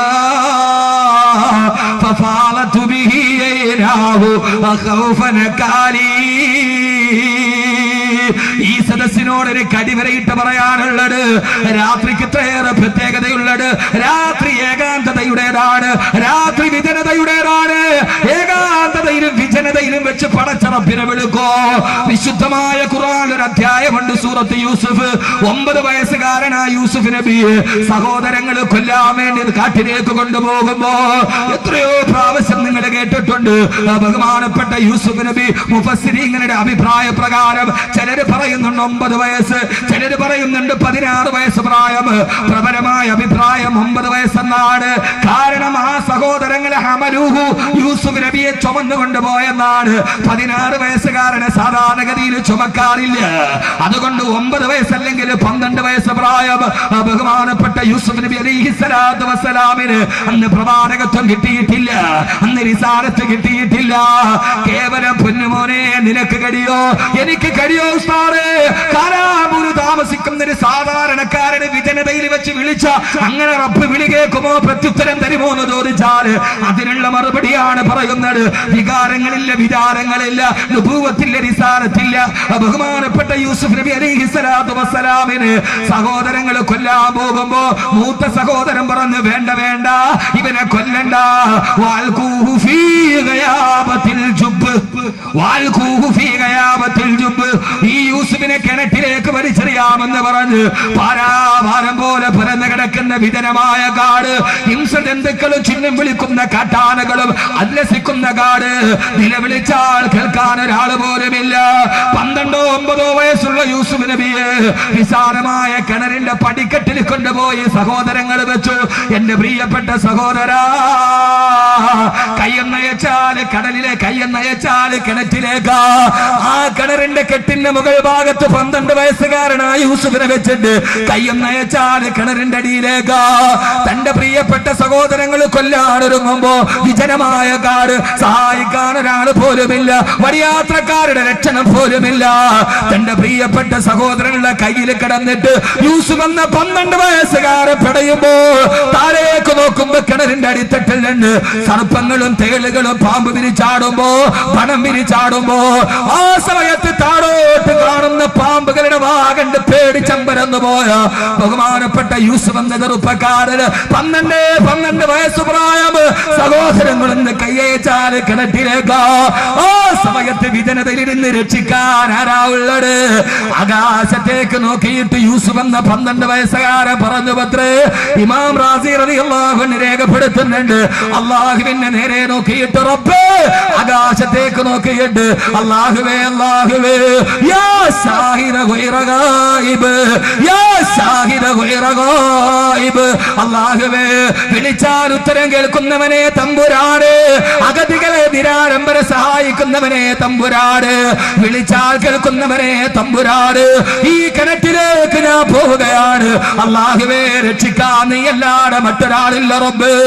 ആ ചോദ്യം പറയേണ്ട താമസം അല്ലാഹു സുബ്ഹാനഹു വ തആല ജിബ്രീൽ അലൈഹിസ്സലാത്തു വസ്സലാമിനോട് പറഞ്ഞു, ജിബ്രീലേ പറന്നിറങ്ങുക, എന്റെ യൂസുഫ് എന്ന കൊച്ചുബാലനെ സംരക്ഷിച്ചെടുക്കുക. ഇത് അത്ഭുതത്തോടെ കേൾക്കേണ്ട കട. എന്റെ പ്രിയപ്പെട്ട സഹോദരങ്ങള്, ആ സമയം ജിബ്രീൽ പറന്നിറങ്ങി അലൈഹിസ്സലാത്തു വസ്സലാം സഹോദരങ്ങളെ കൈയൊന്നയച്ചു. യൂസുഫ് എന്ന പൊന്നുമോനെ കിണറ്റിലേക്ക് പോവുകയാ. ബഹുമാനപ്പെട്ട ജിബ്രീൽ അർശിന്റെ മുകളിൽ നിന്ന് താഴേക്ക് പറന്നിറങ്ങി. ഇനി ബാക്കി ജിബ്രീൽ അലൈഹിസ്സലാത്തു വസ്സലാം പറയട്ടെ. ജിബ്രീൽ അലൈഹിസ്സലാത്തു വസ്സലാം പറയുകയാ, ഞാൻ അർശിന്റെ തൊങ്ങലിൽ നിന്ന് താഴേക്ക് പറന്നിറങ്ങി. ആ സഹോദരങ്ങള് കുട്ടിയെ താഴേക്ക് ഇട്ടു. പക്ഷേ കിണറിന്റെ അടിത്തട്ടില് ആദ്യം എത്തിയത് ഞാനാണെന്ന് മുഖറബുൽ അംലാഖ് മലക്ക് ജിബ്രീൽ കിണറിന്റെ അടിത്തട്ടിൽ ആദ്യമെത്തിയത് ഞാനാണെന്ന് മുഖറബുൽ അംലാഖ് മലക്ക് ജിബ്രീൽ അലൈഹിസ്സലാത്തു വസ്സലാം കിണറിന്റെ അടിത്തട്ടിൽ കുട്ടിയെത്തുന്നതിന് മുമ്പ് അർശിന്റെ തമ്പുരാന്റെ ദൂതനെത്തി. എവിടെ നിന്നാ ജിബ്രീൽ വരിക? എവിടെ നിന്നാ ജിബ്രീൽ വരിക? എന്തേ സഹോദരങ്ങളെ ചിന്തിക്കുന്നില്ല? ഇത് കരിമ്പാറക്കെട്ടിൽ നിന്ന് ഒട്ടകത്തെ സൃഷ്ടിച്ചറപ്പാണ്. ഇത് ഒട്ടകത്തെ സൃഷ്ടിച്ചറപ്പാണ്. ഇത് ശൂന്യാകാശത്തിൽ നിന്ന് മായിട ഇറക്കി കൊടുത്ത തമ്പുരാനാണ്. അവനുമായി ബന്ധപ്പെടേണ്ട സമയം രാത്രിയാണ്, വിജനതയാണ്. എവിടെ നിന്നാ ജിബ്രീൽ വരുന്നത്? ഈ ഭൂമിയിൽ നിന്ന് 15 കോടി കിലോമീറ്റർ അകലെയാണ് ഒന്നാം ആകാശം നിലക്കുന്നത്. അതിന്റെ പേര് തന്നെ സമാഉ ദുനിയാ. വലഖദ് സയ്യന്ന സമാഉ ദുനിയാ. വെച്ച് നോക്കിയാൽ നമ്മൾ കാണുന്നത് ഒന്നാം ആകാശമാ. അതിന് 15 കോടി കിലോമീറ്റർ ദൂരമുണ്ട്. അത് കഴിഞ്ഞാൽ പിന്നെ രണ്ടാം ആകാശം. ഒന്നാം ആകാശത്തിന്റെയും രണ്ടാം ആകാശത്തിന്റെയും ഇടയിൽ ഈ ഭൂമിയും ഒന്നാം ആകാശത്തിന്റെയും ഇടയിലുള്ള ദൂരമുണ്ട്. അത് കഴിഞ്ഞ് മൂന്നാം ആകാശം. രണ്ടാം ആകാശത്തിന്റെയും മൂന്നാം ആകാശത്തിന്റെയും ഇടയിൽ ഒന്നാം ആകാശത്തിന്റെയും രണ്ടാം ആകാശത്തിന്റെയും ഇടയിലുള്ള ദൂരമുണ്ട്. നാലാം ആകാശത്തിന്റെയും മൂന്നാം ആകാശത്തിന്റെയും ഇടയിൽ അത്രത്തോളം ദൂരമുണ്ട്. ഇങ്ങനെ ഏഴാകാശം കഴിഞ്ഞു കഴിഞ്ഞാൽ എവിടെ ജിബ്രീൽ അലൈഹിസ്സലാത്തു വസ്സലാം വരിക? ഭൂമിയിൽ നിന്ന് നോക്കിയാൽ ആദ്യം കാണുന്നത് സമാഉ ദുനിയ. വലഖദ് സയ്യന്ന സമാഉ ദുനിയ. അവിടെയാണ് സൂര്യനും ചന്ദ്രനും ഉള്ളത്. ഇവിടെ നിന്ന് മേപ്പോട്ട് നോക്കിയാൽ ഒന്നാം ആകാശം. അത് കഴിഞ്ഞാൽ പിന്നെ നിങ്ങളെന്താ അന്തം വിട്ട് നിൽക്കണത്? ഒരു ഹാല് മാറി. അങ്ങനെയാ ഒന്നാം ആകാശം. ഇനി ഇത് വേറെ ആരോടെ പറഞ്ഞുതരാൻ ബനക്കട്. ഒന്നാം ആകാശം കഴിഞ്ഞാൽ പിന്നെ പറ രണ്ടാം ആകാശം. രണ്ടാം ആകാശം കഴിഞ്ഞാൽ മൂന്നാം ആകാശം. ഒന്നാം ആകാശത്തിന്റെയും രണ്ടാം ആകാശത്തിന്റെയും ഇടയിൽ ഉള്ള ദൂരം ഈ ഭൂമിയും സമാഉ ദുനിയായും തമ്മിലുള്ള ദൂരമുണ്ട് 15 കോടി കിലോമീറ്റർ. രണ്ടാം ആകാശം കഴിഞ്ഞാൽ പിന്നെ മൂന്നാം ആകാശം. രണ്ടാം ആകാശത്തിന്റെയും മൂന്നാം ആകാശത്തിന്റെയും ഇടയിലുള്ള ദൂരം ഒന്നാം ആകാശത്തിന്റെയും രണ്ടാം ആകാശത്തിന്റെയും ഇടയിലുള്ള ദൂരമാണ്. പിന്നെ നാലാം ആകാശം. ഓരോ ആകാശത്തിന്റെ ഇടയിലും അടുത്ത രണ്ടിന്റെയും ഇടയിലുള്ള ദൂരമുണ്ട്. ഇങ്ങനെ 7 ആകാശം. സബഅ സമാവാത്തിൽ തിബാക. 7 ആകാശം കഴിഞ്ഞാൽ പിന്നെ 7 ആകാശം കഴിഞ്ഞാൽ പിന്നെ പഠിക്കുക. ഇനി വേറെ ആളിത് പറയേണ്ട ഒരു അവസ്ഥ വരരുത്. 7 ആകാശം കഴിഞ്ഞാൽ പിന്നെ പറ. 7 ആകാശം കഴിഞ്ഞാൽ വലഖദ റആഹു നസലതൻ ഉഖറാ ഇൻദ സിദ്റത്തിൽ മുൻതഹ. 7 ആകാശം കഴിഞ്ഞാൽ പിന്നെ സിദ്റത്തുൽ മുൻതഹ. സിദ്റത്തുൽ മുൻതഹ എന്ന് പറഞ്ഞാൽ അതിന്റെ അർത്ഥം മുകളിലോട്ട് പോകുന്ന ഒരു സാധനം പരമാവധി അവിടം വരെ എത്തും, പിന്നെ കീപ്പോട്ട് വരും. അതാണ് സിദ്റത്തുൽ മുൻതഹ. അതാണ് ഇന്തിഹ. മുകളിലോട്ട് പോകുന്ന ഒരു സാധനം പരമാവധി അവിടം വരെ എത്തൂ, അവിടെ നിന്ന് പിന്നെ അത് താഴോട്ടേ വരൂ. അതും കഴിഞ്ഞ് പിന്നെ പോയി ഒന്നേ ഉള്ളൂ, ഹബീബായ നബി മുഹമ്മദ് മുസ്തഫ സല്ലല്ലാഹു അലൈഹി വസല്ലം. സിദ്റത്തുൽ മുൻതഹ കഴിഞ്ഞാൽ സിദ്റത്തുൽ മുൻതഹ കഴിഞ്ഞാൽ സിദ്റത്തുൽ മുൻതഹ കഴിഞ്ഞാൽ അർശല്ല. അർശല്ല കുർശി. അർശല്ല. ഇങ്ങോട്ട് നോക്ക്.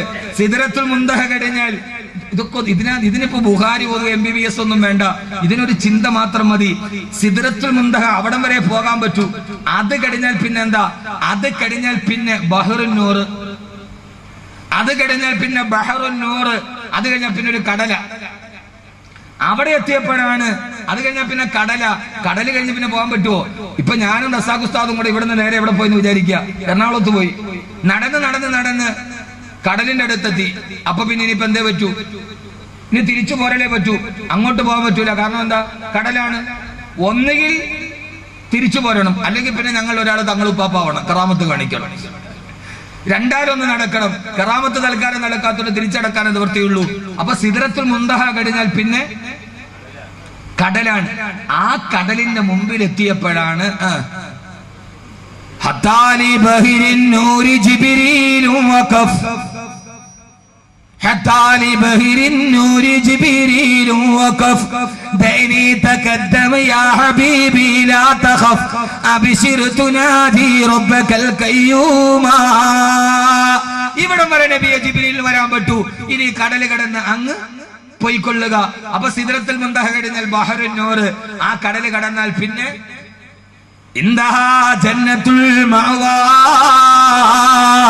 പിന്നെ ആ പിന്നെയാണ് അർശ്, പിന്നെയാണ് സ്വർഗമുള്ളത്, പിന്നെയാണ് സ്വർഗം. ഞാൻ ഈ പറഞ്ഞതിൽ ആർക്കെങ്കിലും സംശയം ഉണ്ടെങ്കിൽ പോയി നോക്കിയിട്ട് വരും.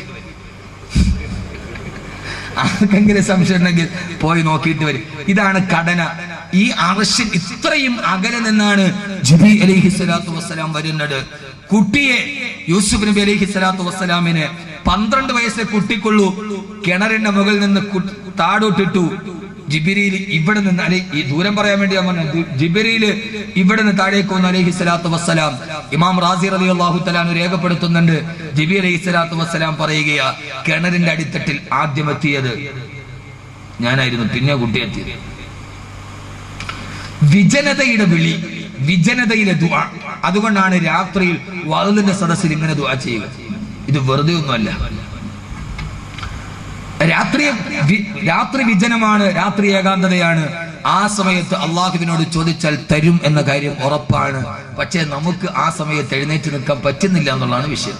നിങ്ങളൊന്ന് ചിന്തിച്ചു നോക്കി, പ്രയാസങ്ങളൊക്കെ മാറാൻ ഒത്തിരി നമ്മൾ ദുആ ചെയ്യും. ഇന്നേ വരെ രാത്രിയിൽ പാതിരാത്രി ആരുമില്ല. എന്റെ പൊന്നു സഹോദരങ്ങളെ, പകലിലെ ഇബാദത്ത് കൊണ്ട് അള്ളാഹുമായിട്ട് അടുക്കാനേ പറ്റില്ല, ഉറപ്പാ. പകലിലെ ഇബാദത്ത് കൊണ്ട് അള്ളാഹുമായിട്ട് അടുക്കാൻ കഴിയുകയില്ല, ഉറപ്പാ. കാരണം എന്താ? ദുഹറിന് പോയി കൈ കെട്ടുമ്പോഴായിരിക്കും പടച്ചോനെ ആരെങ്കിലും കടയിൽ വന്നിട്ടുണ്ടാവൂ, ബസ് ഇപ്പൊ വരൂ, ബസ് സ്റ്റാൻഡിൽ, അല്ലെങ്കിൽ വേറെ എടുത്തും ആ സമയത്ത് ഒന്നുമില്ലെങ്കിൽ ഇനിയിപ്പോ ആ സമയത്ത് ഒരു മിസ് കോൾ വരും. അസറിന് വരുമ്പോഴും പടച്ചോൻ ഇപ്പോഴാണ് 4 പേര് കടയിൽ വരണ സമയം. അങ്ങോട്ടും ഇങ്ങോട്ടും ചിന്ത ഏതായാലും ഉണ്ടാവും. ആർക്കാണെങ്കിലും, കച്ചവടക്കാരനുണ്ടാവും, പള്ളിയിലെ ഖത്തീബാണെങ്കിൽ വ്യാഴാഴ്ച ഏതായാലും ദുഹർ നിസ്കരിക്കുമ്പോ പടച്ചോൻ ഇന്ന് വീട്ടിൽ പോയ ലീവ് കിട്ടുമോ ഇല്ലയോ എന്തോ. ആർക്കിപ്പോ ഞാനും കണക്കാ, നിങ്ങളും കണക്കാ. പെണ്ണുങ്ങളാണെങ്കിൽ ദുഹർ നിസ്കരിക്കാൻ കൈ കെട്ടുമ്പോഴായിരിക്കും പാല് തിളച്ചു പോവോ തൂവോ എന്തോ. മഗ്‌രിബിന് നിസ്കരിക്കുമ്പോഴാകും പടച്ചോനെ സീരിയലിലെ കല്യാണം കഴിഞ്ഞിട്ടുണ്ടാവോ ഇല്ലയോ. പല സൈസ് ചിന്തയാണ്. ഇനി ഒന്നും അല്ലെങ്കിൽ കൂടെയുള്ളവൻ പറയും ബസ് പകാറായി. പകലിലെ ഇബാദത്തിന് ഭയങ്കര തിരക്ക. അതുകൊണ്ട് ഇന്നലക ഫിന്നഹാരി സബ്ഹൻ തവീല. പിന്നെ അള്ളാഹുമായിട്ട് അടുക്കാൻ പറ്റിയ സമയം ഏതാ? രാത്രിയാ. ആരും അറിയരുത്. നിങ്ങൾക്ക് പറ്റുമോ ഒന്ന് എഴുന്നേക്കാൻ? രാത്രിയിൽ 4 മണിക്ക് എഴുന്നേക്കുക. ഞാനൊരു ജീവിതത്തിന്റെ ഒരു ക്രമം മാറ്റാൻ വേണ്ടി പറയുക. ഇങ്ങോട്ട് നോക്കി. ഇതൊന്നും വലിയ ഇഷ്ടപ്പെടില്ല. കാരണം എന്താ? ഇത് ചെയ്യേണ്ട കാര്യം വേറെ. ഇപ്പൊ ശാസ്ത്രമോ സയൻസോ പറഞ്ഞോ, നമ്മൾ ശാസ്ത്രജ്ഞനല്ലല്ലോ. ഇത് 4 മണിക്ക് എഴുന്നേക്കുക. ഭാര്യ അറിയരുത്, നീ എഴുന്നേക്കുക. അള്ളാഹുവിന്റെ മുമ്പിൽ മുസല്ല വിരിക്കുക. കരഞ്ഞിട്ട് അള്ളാഹിനോട് പറയുക, അള്ളാഹുവേ ഞാനും നീയും മാത്രം, വേറെ ആരുമില്ല. റബ്ബേ എന്റെ ആവശ്യങ്ങൾ ഇതാണ്.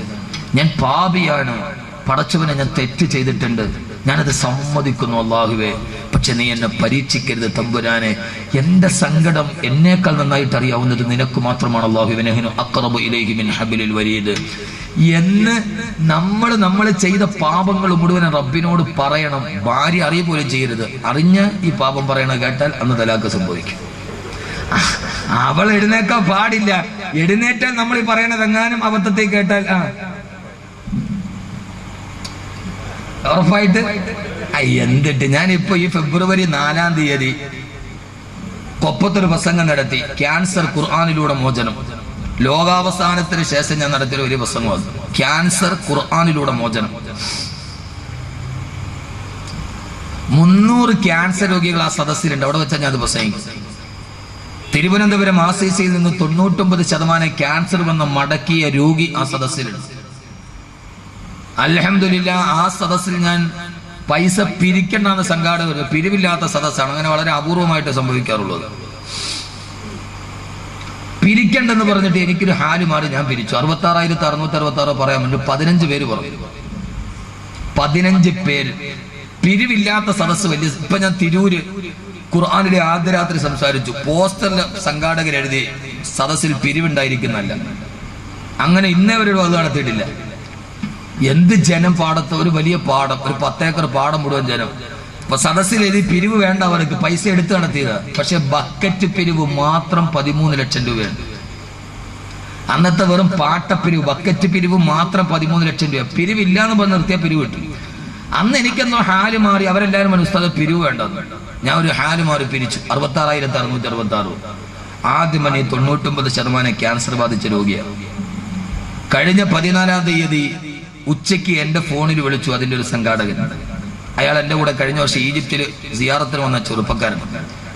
ഉസ്താദെ ഒരു സന്തോഷ വാർത്ത പറയാണ്. നോക്കിയപ്പോ ഈ ക്യാൻസർ രോഗിയും ഭാര്യയും മക്കളും 99% ക്യാൻസർ വന്ന് 1% 15 ദിവസമേ ഇനി ജീവിക്കൂന്ന് എറണാകുളം ലേക്ഷോറിലെ PV ഗംഗാധരൻ ഡോക്ടർ എഴുതി കൊടുത്ത.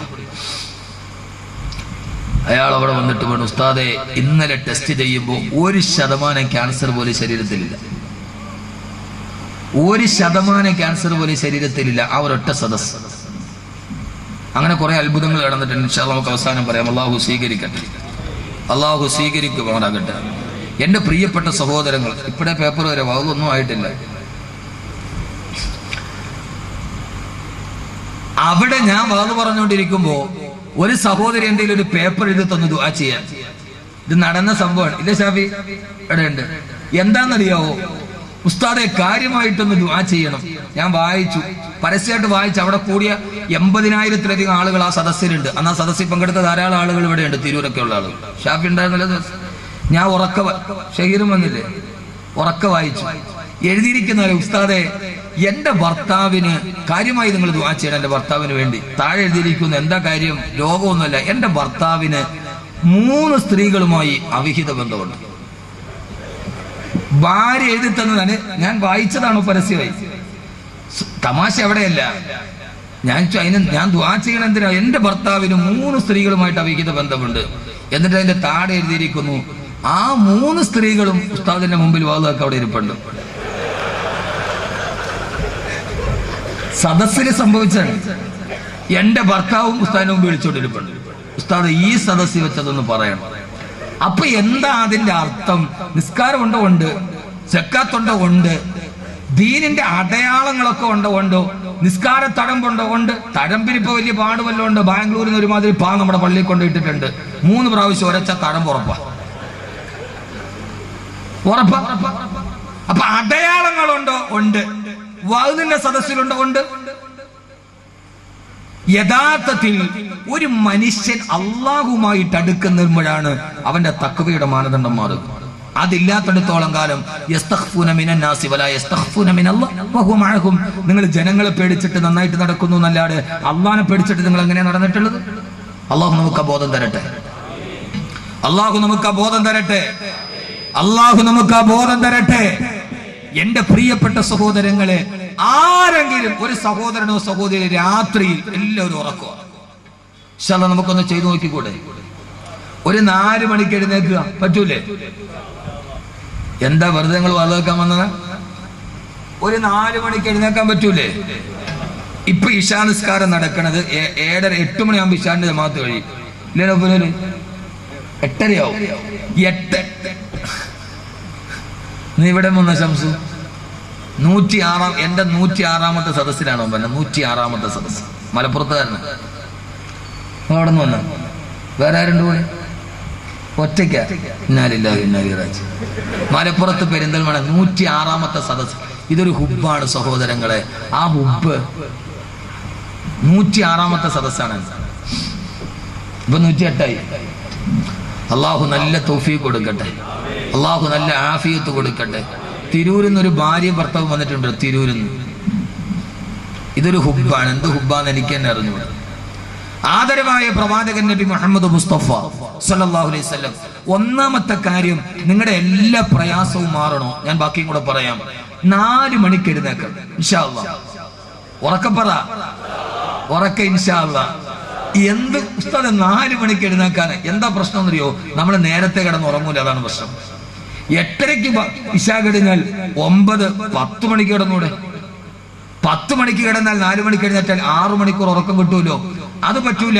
പണ്ടത്തെ നമ്മുടെ നാട്ടിലെ കട മുഴുവനും അടയ്ക്കണ സമയത്താണ് ഇന്ന് തൊടുപുഴ ടൗണില്, മൂവാറ്റുപുഴ ടൗണില് കട തുറക്കണത്. ആ നരകത്തിലെ കോഴിയും തവാഫ് ചെയ്യണ കോഴിയും തുറക്കണപ്പോഴാ. ഈ തവാഫ് ചെയ്യണ കോഴിയുടെ ഈ കടിച്ചു പറിക്കണ സാധനം തുറക്കണപ്പോഴാ? രാത്രിയാ. അറേബ്യൻ ഫുഡിന്റെ ശൈലി നമ്മുടെ സദസ്സിലേക്ക് നമ്മുടെ നാട്ടിൽ വന്നപ്പോ നമ്മൾ താമസിച്ചുറങ്ങാൻ തുടങ്ങി. കാരണം ഈ ചുട്ട കോഴിയും ചപ്പാത്തിയും കിട്ടുന്നത് എല്ലാം അടയ്ക്കുന്ന സമയത്ത് തുറക്കാൻ തുടങ്ങി.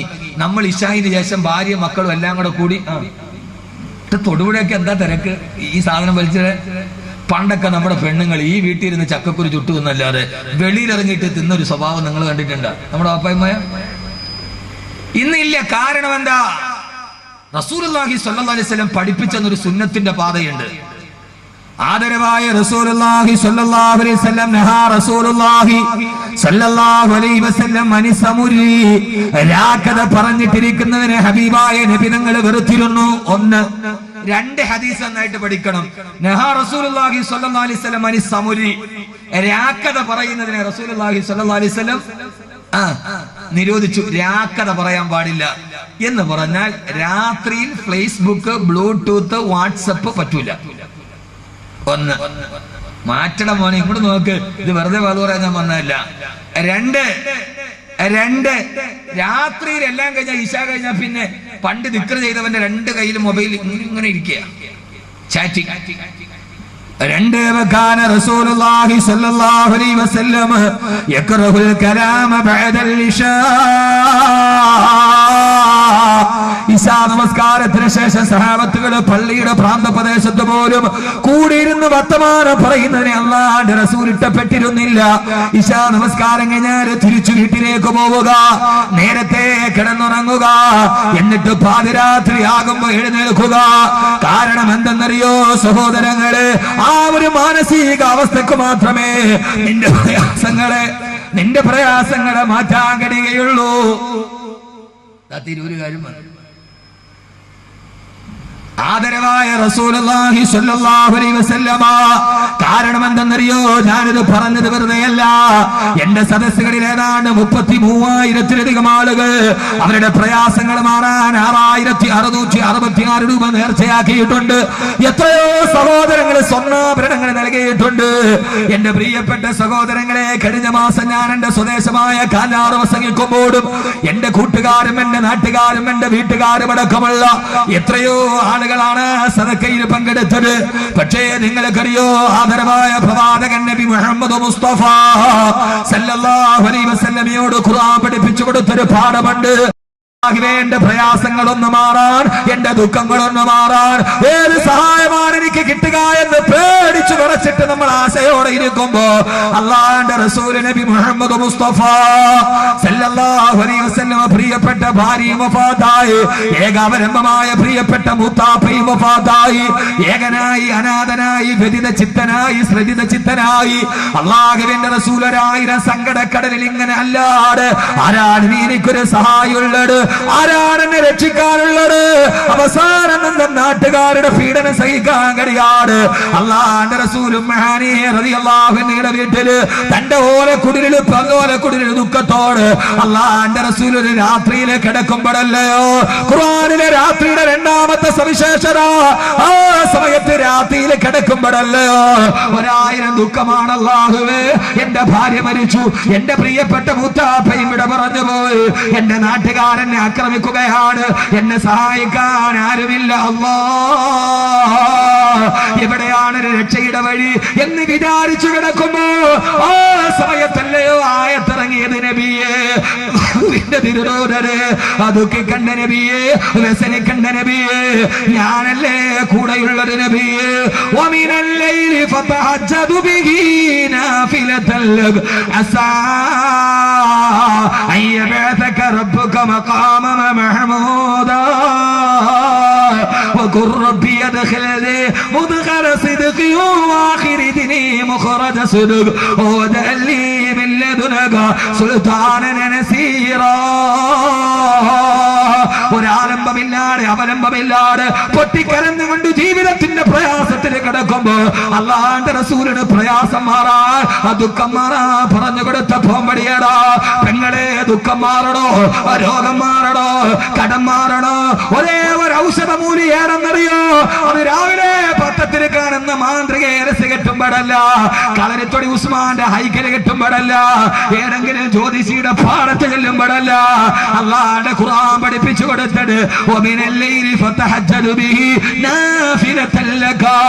പാതിരാ സമയത്ത് നിന്റെ റബ്ബിന്റെ മുമ്പിൽ എഴുന്നേറ്റ് നിന്നിട്ട് നീ ഒന്ന് തഹജ്ജുദ് നിസ്കരിക്കോ, അല്ലാഹുവിനോട് കരഞ്ഞു പറയോ, പടച്ചറപ്പിനോട് വസനം പറയോ, നിന്റെ സങ്കടത്തിന്റെ കടലുകൾ റബ്ബിന്റെ മുമ്പിൽ ഇറക്കി വെക്കോ.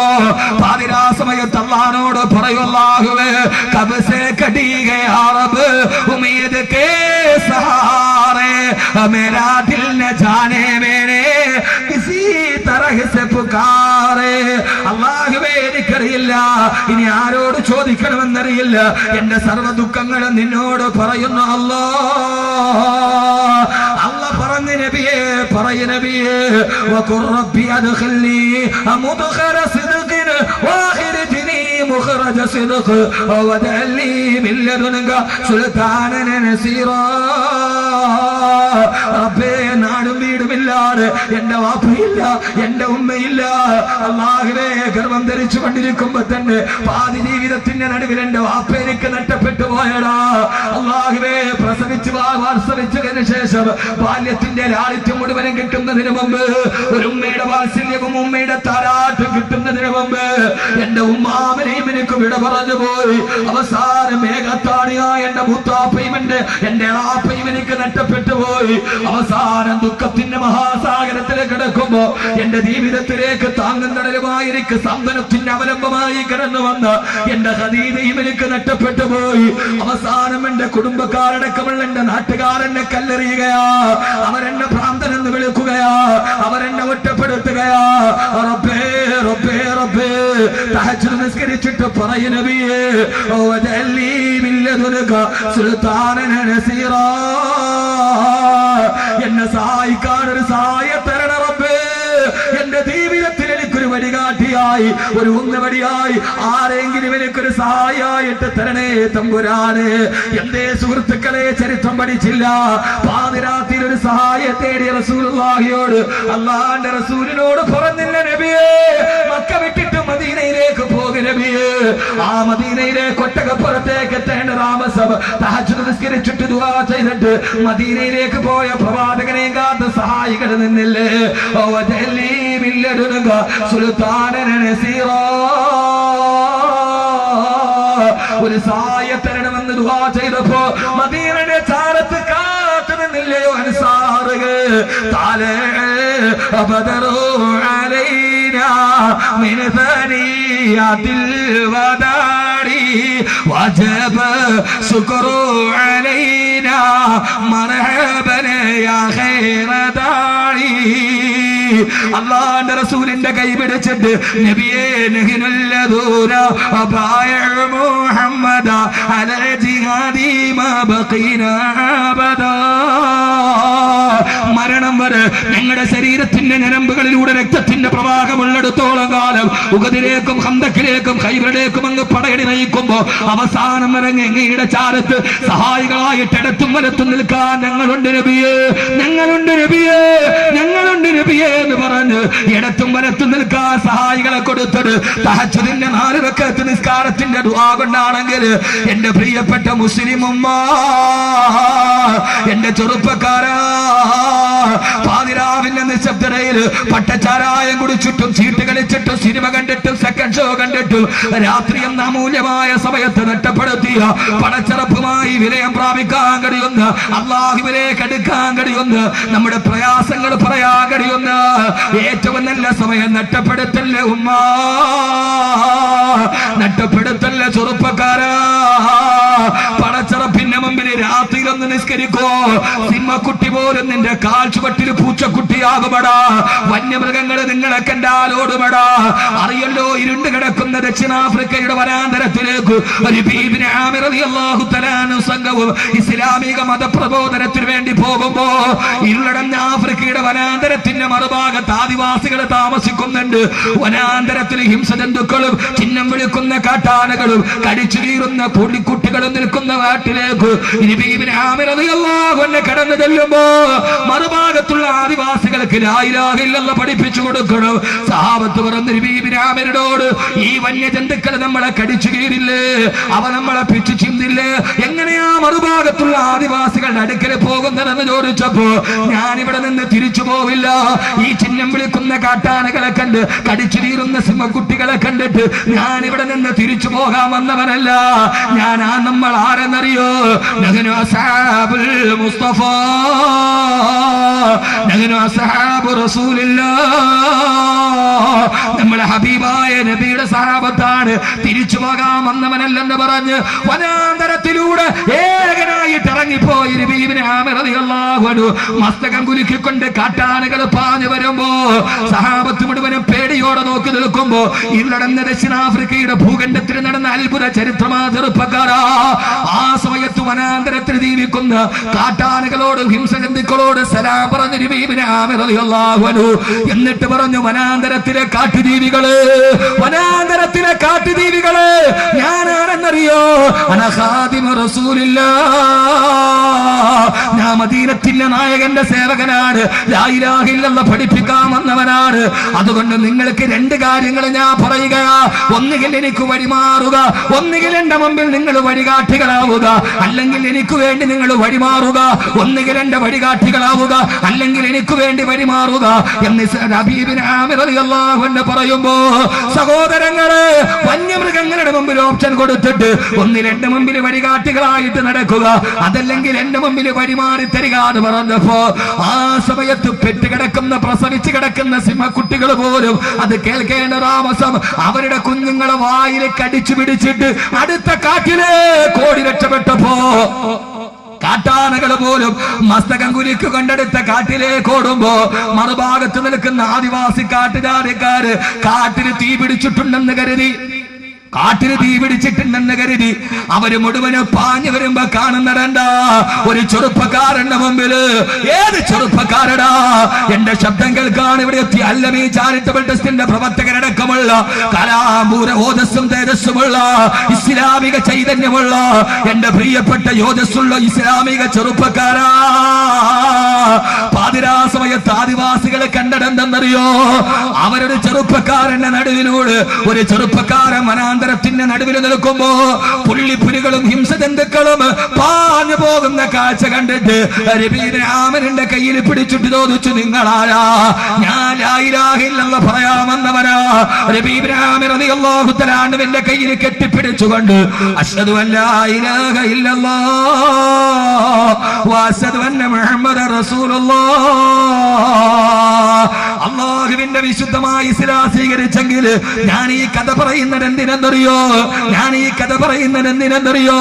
ഇറാഖിന്റെ, ചെച്ചിനിയുടെ, ബോസ്നിയുടെ, സോമാലിയയുടെ ആദരവായ റസൂലുള്ളാഹി 17 മാസം നെഞ്ചു തിരിച്ചു നമസ്കരിച്ച ബൈത്തുൽ മുഖദ്ദസിന്റെ മോചനത്തിന് വേണ്ടി ഇന്തിഫാദയിലൂടെ ചെറുത്തു നിൽക്കുന്ന 10,000-കണക്കിന് ഫലസ്തീനി മക്കളുടെ ശരീരത്തിന്റെ മുഖത്തിലൂടെ ബുൾഡോസറെ തകർത്തു കൊണ്ടുപോകുന്ന 10,000-കണക്കിന് നമ്മുടെ പാവപ്പെട്ട നിരാലംബരും നിരാശ്രയരും നിദ്രാവിഹീനരുമായ 10,000-ങ്ങളെ കൊല ചെയ്യപ്പെടുമ്പോ, കാശ്മീരും ഗുജറാത്തും ആവർത്തിക്കപ്പെടുമ്പോ, ആയിരക്കണക്കിന് നമ്മുടെ പെൺകുട്ടികളുടെ മാനം നഷ്ടപ്പെട്ടു പോകുമ്പോ അത് കേട്ടുകൊണ്ട് വിലപിച്ചു മാറി നിൽക്കുന്ന എന്റെ പ്രിയപ്പെട്ട ഇസ്ലാമിന്റെ ചെറുപ്പക്കാരാ, നബി ഇബ്നു ആമിറിന് കാട്ടാനയെ പോലും കാട്ടുപന്നിയെ പോലെ മുമ്പിലാക്കാൻ പറ്റിയ ആയുസ് കിട്ടിയത് എവിടെ നിന്നാ? ഊർജം കിട്ടിയത് എവിടെ നിന്നെന്നറിയോ? ഹന്തക്ക് യുദ്ധം അവസാനിക്കുമ്പോ റുസ്തമിന്റെ കൊട്ടാരത്തിലേക്ക് ചെന്നിട്ട് 30,000-ഓളം വരുന്ന സഹാബത്ത് 3 ലക്ഷത്തോളം വരുന്ന ഭൂരിപക്ഷത്തെ പരാജയപ്പെടുത്തിയപ്പോ റുസ്തം ചോദിച്ചില്ലേ പട്ടാളക്കാരോട്, നമ്മൾ 3 ലക്ഷം ഉണ്ടായിട്ടും ഈ 30,000-ഓട് ജയിക്കാൻ കഴിയാത്തത് എന്തെന്ന് ചോദിച്ചപ്പോ, നമ്മുടെ സാങ്കേതിക വിദ്യയുടെ കുറവാണോ, ആയുധത്തിന്റെ കുറവാണോ, ആൾബലത്തിന്റെ കുറവാണോ എന്ന് ചോദിച്ചപ്പോ റുസ്തമിന്റെ കൊട്ടാരത്തിൽ എഴുന്നേറ്റ് നിന്നിട്ട് ഒരു വയോവൃദ്ധം പറഞ്ഞ മറുപടി നിങ്ങളുടെ മുമ്പിൽ ഞാൻ സമർപ്പിക്കുകയാ. ആ വയോവൃദ്ധം പറഞ്ഞു, റുസ്തം മഹാരാജാവ്, നമ്മൾ പരാജയപ്പെടാനുള്ള കാരണം ആയുധത്തിന്റെ കുറവല്ല, ആൾബലത്തിന്റെ കുറവല്ല. നമ്മൾ പരാജയപ്പെടാനുള്ള ഒരേ ഒരു കാരണം മുഹമ്മദിന്റെ അനുയായികളെ ഞാൻ കണ്ടു. അവരാരെന്നറിയോ? വഹുവ യഖൂമു ബില്ലൈലി വയസൂമൂന ബിന്നഹാർ, വഹുവ യഖൂമൂന ബില്ലൈലി വഹും യഖൂമൂന ബില്ലൈലി വയസൂമൂന ബിന്നഹാർ. അവർ രാത്രി എഴുന്നേറ്റ് നിന്നിട്ട് റബ്ബിന്റെ മുമ്പിൽ നിസ്കരിക്കുന്നവരാ, അവര് പകല് മുഴുവനും നോമ്പ് പിടിക്കുന്നവരാ. പട്ടച്ചരായത്തിന്റെയും പലിശയുടെയും കഞ്ചാവിന്റെയും കണക്ക് പറയുന്ന 1.5 ഗ്രാം സ്വർണത്തിന് വേണ്ടി 1.5 വയസ്സുകാരിയെ കൊന്നൊടുക്കുന്ന പെണ്ണിന്റെ പച്ചമാംസത്തിന്റെ ചൂടും ചൂരുമറിയാൻ എല്ലാവിധ നാഭ്രാണിത്തരത്തിന്റെയും പുറകിലോട്ട് പോയപ്പോ നമുക്ക് കാശ്മീരിന്റെയും ഗുജറാത്തിന്റെയും ചെച്ചിനയുടെയും ബോസ്നിയയുടെയും സോമാലിയുടെയും ആഫ്രിക്കയുടെയും കഥ പറഞ്ഞിട്ടിരിക്കാനല്ലാതെ നമ്മുടെ പൂർവികന്മാരാരെന്നറിയോ? വഹും യഖൂമൂന ബില്ലൈലി വയസൂമൂന ബിന്നഹാർ. അവര് രാത്രിയിൽ റബ്ബുമായിട്ട് നിസ്കരിക്കുന്നവരാണ്, അവര് പകലിന് നോമ്പ് പിടിക്കുന്നവരാണ്. റുസ്തുവിന്റെ കുതിരപ്പട്ടാളത്തിന് മുഹമ്മദിന്റെ അസ്ഹാബിന്റെ മുകളിൽ പരാജയപ്പെടുത്താൻ കഴിയില്ലെന്ന് പരാജയത്തിന്റെ കാരണത്തെ കുറിച്ച് വിശദീകരിക്കവേ ആ വൃദ്ധം പറഞ്ഞു, റുസ്തുമേ, നമ്മൾ 3 ലക്ഷം ഉണ്ടായിട്ട് നമ്മൾ നശിക്കുന്നതിന്റെ കാരണം എന്താ? കുന്നാ കുന്നാ കുന്നാ നശ്രിബുൽ ഖംറ ബില്ലൈൽ വനസിനി. നിന്റെ പട്ടാളക്കാര് രാത്രിയിൽ കള്ളു കുടിച്ചിട്ട് വ്യഭിചരിക്കുമ്പോ, നിന്റെ പട്ടാളക്കാര് രാത്രിയിൽ കള്ളു കുടിച്ചിട്ട് വ്യഭിചരിക്കുമ്പോ അല്ലാഹുവിന്റെ റസൂലിന്റെ പ്രിയപ്പെട്ട സഹാബത്ത് രാത്രിയിൽ റബ്ബിന്റെ മുമ്പിൽ എഴുന്നേറ്റ് നിന്ന് നിസ്കരിക്കുന്നവരാ. ബദറിന്റെ രണാങ്കണത്തിൽ പാതിരാത്രിയിലല്ലേ റസൂലുള്ളാഹി പൊട്ടിക്കരഞ്ഞത്, അല്ലാഹുമ്മ ഇനതുഹിരിക് ലാ തുഅബദു അബദാ. ബദർ യുദ്ധം ജയിക്കാൻ കാരണം എന്താ മുസ്ലിമേ? പാതിരാ സമയത്ത് അല്ലാഹുവിന്റെ മുമ്പിൽ പൊട്ടിക്കരഞ്ഞ് ദുആ ചെയ്യുമ്പോ അബൂബക്കർ റളിയല്ലാഹു തആല എന്നിട്ട് പുറത്ത് തട്ടിയിട്ട്, നബിയേ, എന്തിനാണ് നബിയേ കരയുന്നത്, എന്തിനാണ് ചോദിക്കുവോളും പാതിരാത്രിയിൽ റബ്ബിനോട് പൊട്ടിക്കരഞ്ഞപ്പെടാ അസ്ഹാബ് മുഹമ്മദ്, അസ്ഹാബ് മുഹമ്മദ്, അസ്ഹാബ് മുഹമ്മദ് സല്ലല്ലാഹു അലൈഹി വസല്ലം. രാത്രിയിൽ നിന്ന് നിസ്കരിക്കുന്നതുകൊണ്ട് മുഹമ്മദിന്റെ അസ്ഹാബിനെ പരാജയപ്പെടുത്താൻ കഴിയില്ല. നമ്മൾ ഇന്ന് റുസ്തമിന്റെ പട്ടാളക്കാരായി. നമ്മൾ പരാജയപ്പെടാൻ കാരണം നമ്മൾ രാത്രിയിൽ കള്ളു കുടിച്ചു, വ്യഭിചരിച്ചു. ഇന്ന് അവന്റെ ജോലി നമ്മൾ ചെയ്തു. പാതിരാത്രി വ്യഭിചാരത്തിൻ്റെതായി, പാതിരാത്രി ഏറ്റവും വലിയ അശ്ലീലത്തിൻ്റെതായി. സ്ത്രീലം നമുക്ക് മറന്നുപോയി. രാത്രി രാത്രി ഈ രാത്രിയെ കുറിച്ച് ഓർക്കുക. രാത്രിയിലാണ് നബിയോട് പറഞ്ഞു, നബിയെ തഹജ്ജുദ് നിസ്കരിക്കുമ്പോൾ സുൽത്താനൻ നസീറ, ഒരു സഹായിയെ തേട്. അല്ലാഹു സഹായിയെ നമുക്ക് തരട്ടെ, അല്ലാഹു സഹായിയെ നമുക്ക് തരട്ടെ, അല്ലാഹു സഹായിയെ നമുക്ക് തരട്ടെ. അതുകൊണ്ടാണ് അസ്ഹാബ് മുഹമ്മദിന്റെ മുമ്പിൽ സഹോദരങ്ങളെ മുസൈലിമത്തുൽ കദ്ദാബിന്റെ പട്ടാളക്കാര് അബൂ മുസ്ലിം അൽ ഖബലാനിയെ തീക്കുണ്ടത്തിലേക്ക് വലിച്ചെറിഞ്ഞിട്ട് നോക്കുമ്പോ തീക്കുണ്ടത്തിന്റെ നടുവിൽ വല്ലാതെ കരിഞ്ഞടങ്ങുന്ന നോക്കുമ്പോ ആ സമയത്ത് വഹുവ ഖായിമുൻ യുസല്ലി, തീക്കുണ്ടത്തിന്റെ നടുവിൽ നിന്ന് കൈകെട്ടി നിസ്കരിച്ചു അസ്ഹാബ് മുഹമ്മദ്. അബൂ മുസ്ലിം അൽ ഖബലാനി റളിയല്ലാഹു അൻഹു തീക്കുണ്ടത്തിന്റെ നടുവിൽ വലിച്ചെറിഞ്ഞൊരു മനുഷ്യനെ മുസൈലിമത്തുൽ കദ്ദാബ് കത്തിക്കരിഞ്ഞ മൃതശരീരം നോക്കുമ്പോ വഹുവ ഖായിമുൻ യുസല്ലി, അബൂ മുസ്ലിം അൽ ഖബലാനി തീക്കുണ്ടത്തിൽ നിന്നിട്ട് കൈയിട്ട് നിസ്കരിക്കുക. ചരിത്രത്തിൽ കാണാം, ഒരു സഹാബിയുടെ കഴുത്ത് വെട്ടി യൂഫ്രട്ടീസിലേക്ക് എറിഞ്ഞു. സഹാബത്ത് തീരത്ത് നോക്കി നിന്നപ്പോ ഉടലില്ലാത്ത തല യൂഫ്രട്ടീസിന്റെ മുകളിൽ നിന്ന് സംസാരിച്ചു. അതിൽ മൂജിസാത്ത് വൽ കറാമയിൽ ഇബ്നു തൈമിയ പോലും പറയുന്നുണ്ട് ഈ സംഭവം. എന്തുകൊണ്ട്? അവന്റെ ജീവിതത്തിൽ ഒരൊറ്റ ക്വാളിഫിക്കേഷനേ ഉള്ളൂ, അവന്റെ രാത്രി സജീവമാണ്.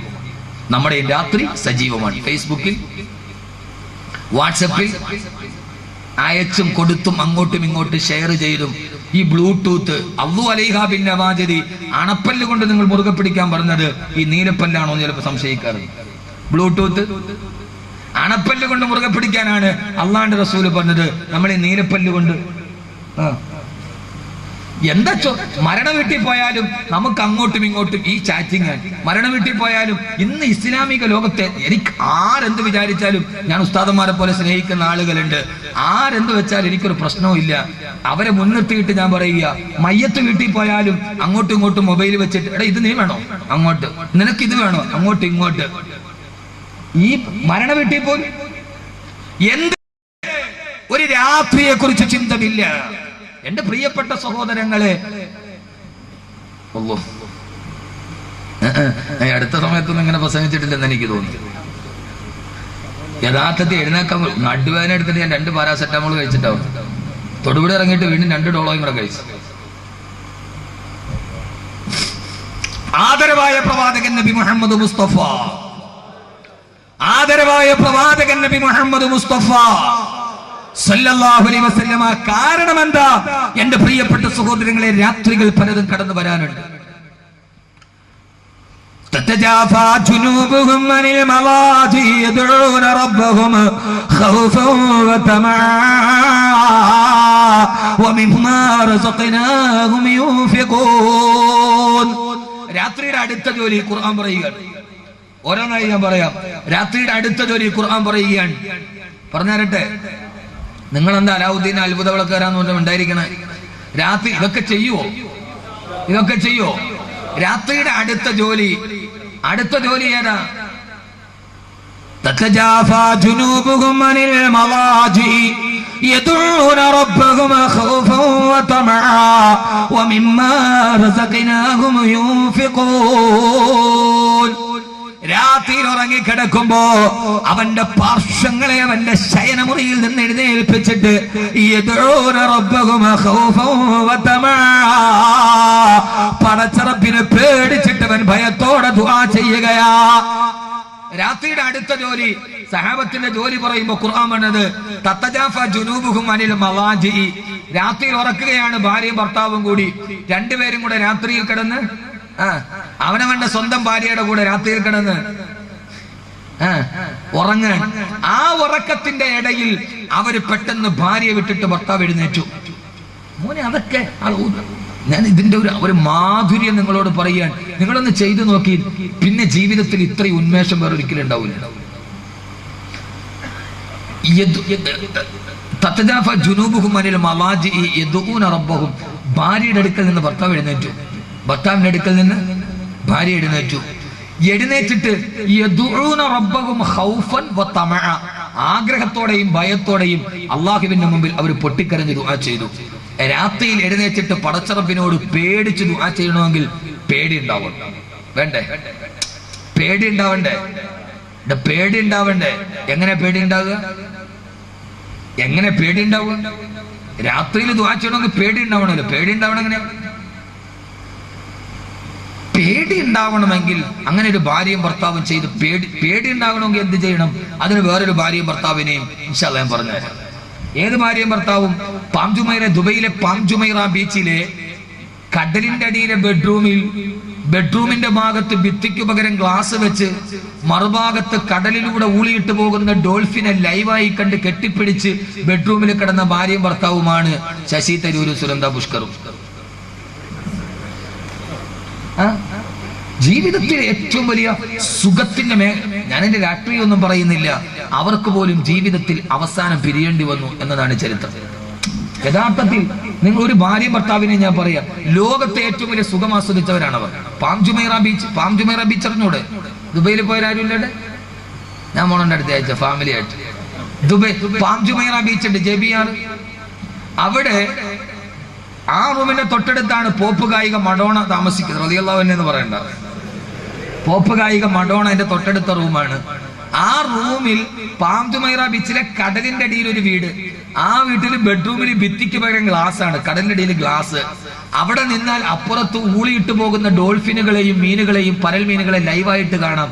അത് കണ്ടോണ്ട് കിടന്ന ഭാര്യക്കും ഭർത്താവിനും ആരാ? ശശി തരൂര് സുനന്ദ പുഷ്കറിനെ കല്യാണം കഴിച്ചതിന് ശേഷം കേരളത്തിലെ പ്രമുഖമായൊരു മാഗസിനിൽ അവരൊരു അഭിമുഖം വന്നു. അപ്പൊ അതിനകത്ത് സുനന്ദ പറയുകയാണ്, എന്റെ ഭർത്താവ് കേന്ദ്രമന്ത്രിയാണ്, എങ്കിലും പാതിരാത്രി 2 മണിക്ക് വീട്ടിൽ വന്നാലും, ഏത് തിരക്കുണ്ടെങ്കിലും 2 മണിക്ക് വീട്ടിൽ വന്ന് അന്നത്തെ എല്ലാ വിശേഷങ്ങളും ഒക്കെ എന്നോട് പറഞ്ഞ് പങ്കുവച്ചതിന് ശേഷം ഞങ്ങൾ കിടന്നുറങ്ങും. ഞാൻ ഈ വാർത്ത ശ്രദ്ധിക്കാൻ കാരണം, ഈ വാർത്തയുമായിട്ട് എന്റെ ഭാര്യ എന്റെ അടുത്ത് വന്നു ഒരു ദിവസം.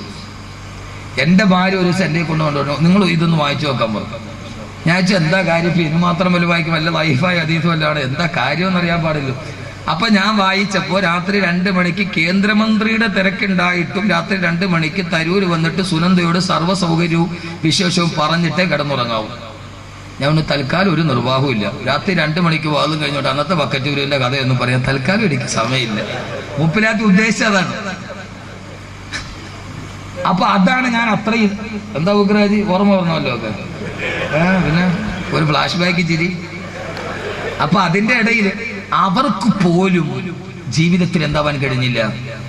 അവസാന നിമിഷങ്ങളിൽ ആ സ്നേഹിച്ചവർ പോലും അകന്നുപോയി. ഇനി നിങ്ങൾക്ക് ഞാനൊരു ഭാര്യയും ഭർത്താവിനെയും പറഞ്ഞുതരാം. യദൂന റബ്ബഹും ഖൗഫൻ വതമഅ. ഇങ്ങനെ ഒരു ഭാര്യയും ഭർത്താവും നമ്മുടെ കാലാമ്പൂര വീട്ടിലുണ്ടാവണം. അതാണ് രാത്രിയുടെ ജോലി. ആദരവായ പ്രവാചകൻ നബി മുഹമ്മദ് മുസ്തഫ പോരാ ഹബീബായ നബി മുഹമ്മദ് മുസ്തഫ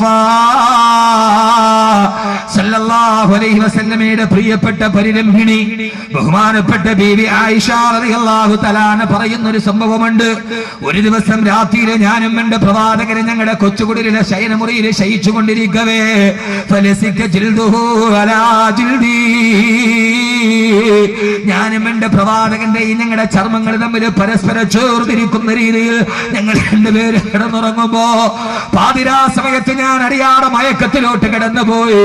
ആ സമയത്ത് പാതിരാ സമയത്ത് ഉറക്കത്തിന്റെ മടിത്തട്ടിലേക്ക് മയങ്ങി വീണ ഞാൻ രാത്രിയുടെ അന്ത്യയാമമായി കഴിയുമ്പോ ആ സമയത്ത് ഞാൻ പെട്ടെന്ന് കണ്ണു തുറന്നു നോക്കുമ്പോ എന്റെ ചാരത്ത് കിടന്ന അല്ലാഹുവിന്റെ ഹബീബിനെ കാണാനില്ല. ഉറങ്ങുന്ന സമയത്ത് എന്റെ കൂടെ കിടന്ന എന്റെ പ്രിയപ്പെട്ട ഭർത്താവിനെ കാണാനില്ല. എവിടെ പോയി എന്നറിയാതെ പരിഭ്രാന്തയോടെ ഞാൻ എഴുന്നേൽക്കുമ്പോ ഇതേവരെ ഉറങ്ങുന്ന സമയത്ത് എന്റെ കൂടെ കിടന്ന എന്റെ ഹബീബ് എവിടെ എന്ന് ഞാൻ അല്ലാഹുവിന്റെ റസൂലിന്റെ ഭാര്യ റളിയല്ലാഹു തആല നോക്കുമ്പോ ഹബീബായ നബിയെ കാണുന്നില്ല. സാധാരണ പാതിരാത്രിയിൽ പലപ്പോഴും നബി തങ്ങളെ കാണാതായിട്ടുണ്ട്. ആ സമയത്തൊക്കെ ഞാൻ മസ്ജിദ് നബവിയിൽ നോക്കുമ്പോൾ അവിടെ പൊട്ടിക്കരഞ്ഞുകൊണ്ട് സുജൂദിൽ കിടക്കുന്ന എന്റെ ഭർത്താവിനെ കാണാറുണ്ട്. അന്ന് പതിവ് പോലെ മസ്ജിദ് നബവിയിൽ ഞാൻ പോയി നോക്കുമ്പോ അവിടെയും ഹബീബായ നബിയെ കാണാനില്ല. പരിഭ്രാന്തിയോടെ ഈ പാതിരാ സമയത്തിന്റെ കൂടെ കിടന്ന പ്രവാചകൻ എവിടെയെന്നറിയാതെ വിഭ്രാന്തിയോടെ വിഹ്വലതയോടെ ഞാൻ തൊട്ടടുത്തുള്ള പ്രിയപ്പെട്ട മകൾ ഫാത്തിമ റളിയല്ലാഹു തആലയുടെ വീട്ടിലേക്ക് ഞാൻ ചെന്നു. അവിടെ ഫാത്തിമയോട് അന്വേഷിക്കുമ്പോ ഫാത്തിമയും പറഞ്ഞു ഇവിടെ കുപ്പ വന്നിട്ടില്ല. എന്റെ പ്രിയപ്പെട്ട സഹോദരങ്ങളെ, പാതിരാത്രി മുഴുവനും അവസർപ്പക കഥകളെ വെല്ലുന്ന അശ്ലീലതയുടെ കൂത്തരങ്ങായി പോയ വീടിന്റെ രാത്രികൾ ഭാര്യ ഭർത്താക്കന്മാര് കൊണ്ടുപോകുമ്പോ ആ സമയത്താണ് ഞാൻ ഇത് ഓർമ്മിപ്പിക്കുന്നത്. ബഹുമാനപ്പെട്ട ഫാത്തിമ റളിയല്ലാഹു തആലയും ഞാനും കൂടി ഹബീബായ നബിയെ പാതിരാത്രിയിൽ അന്വേഷിക്കുകയാ. മദീനയുടെ തെരുവോരങ്ങളിലല്ല, മസ്ജിദ് നബവിയുടെ പരിസരത്തിലൂടെ അല്ലാഹുവിന്റെ റസൂലിനെ അന്വേഷിച്ചു ഭാര്യ മകളെ നടന്നു നീങ്ങവേ ആ സമയത്തൊരു വല്ലാത്ത കരച്ചിൽ കേട്ടു. എവിടെയെന്നറിയോ? മിഹ്റാബിന്റെ ചുവട്ടിലല്ല, പള്ളിയുടെ അകത്തളത്തിലല്ല.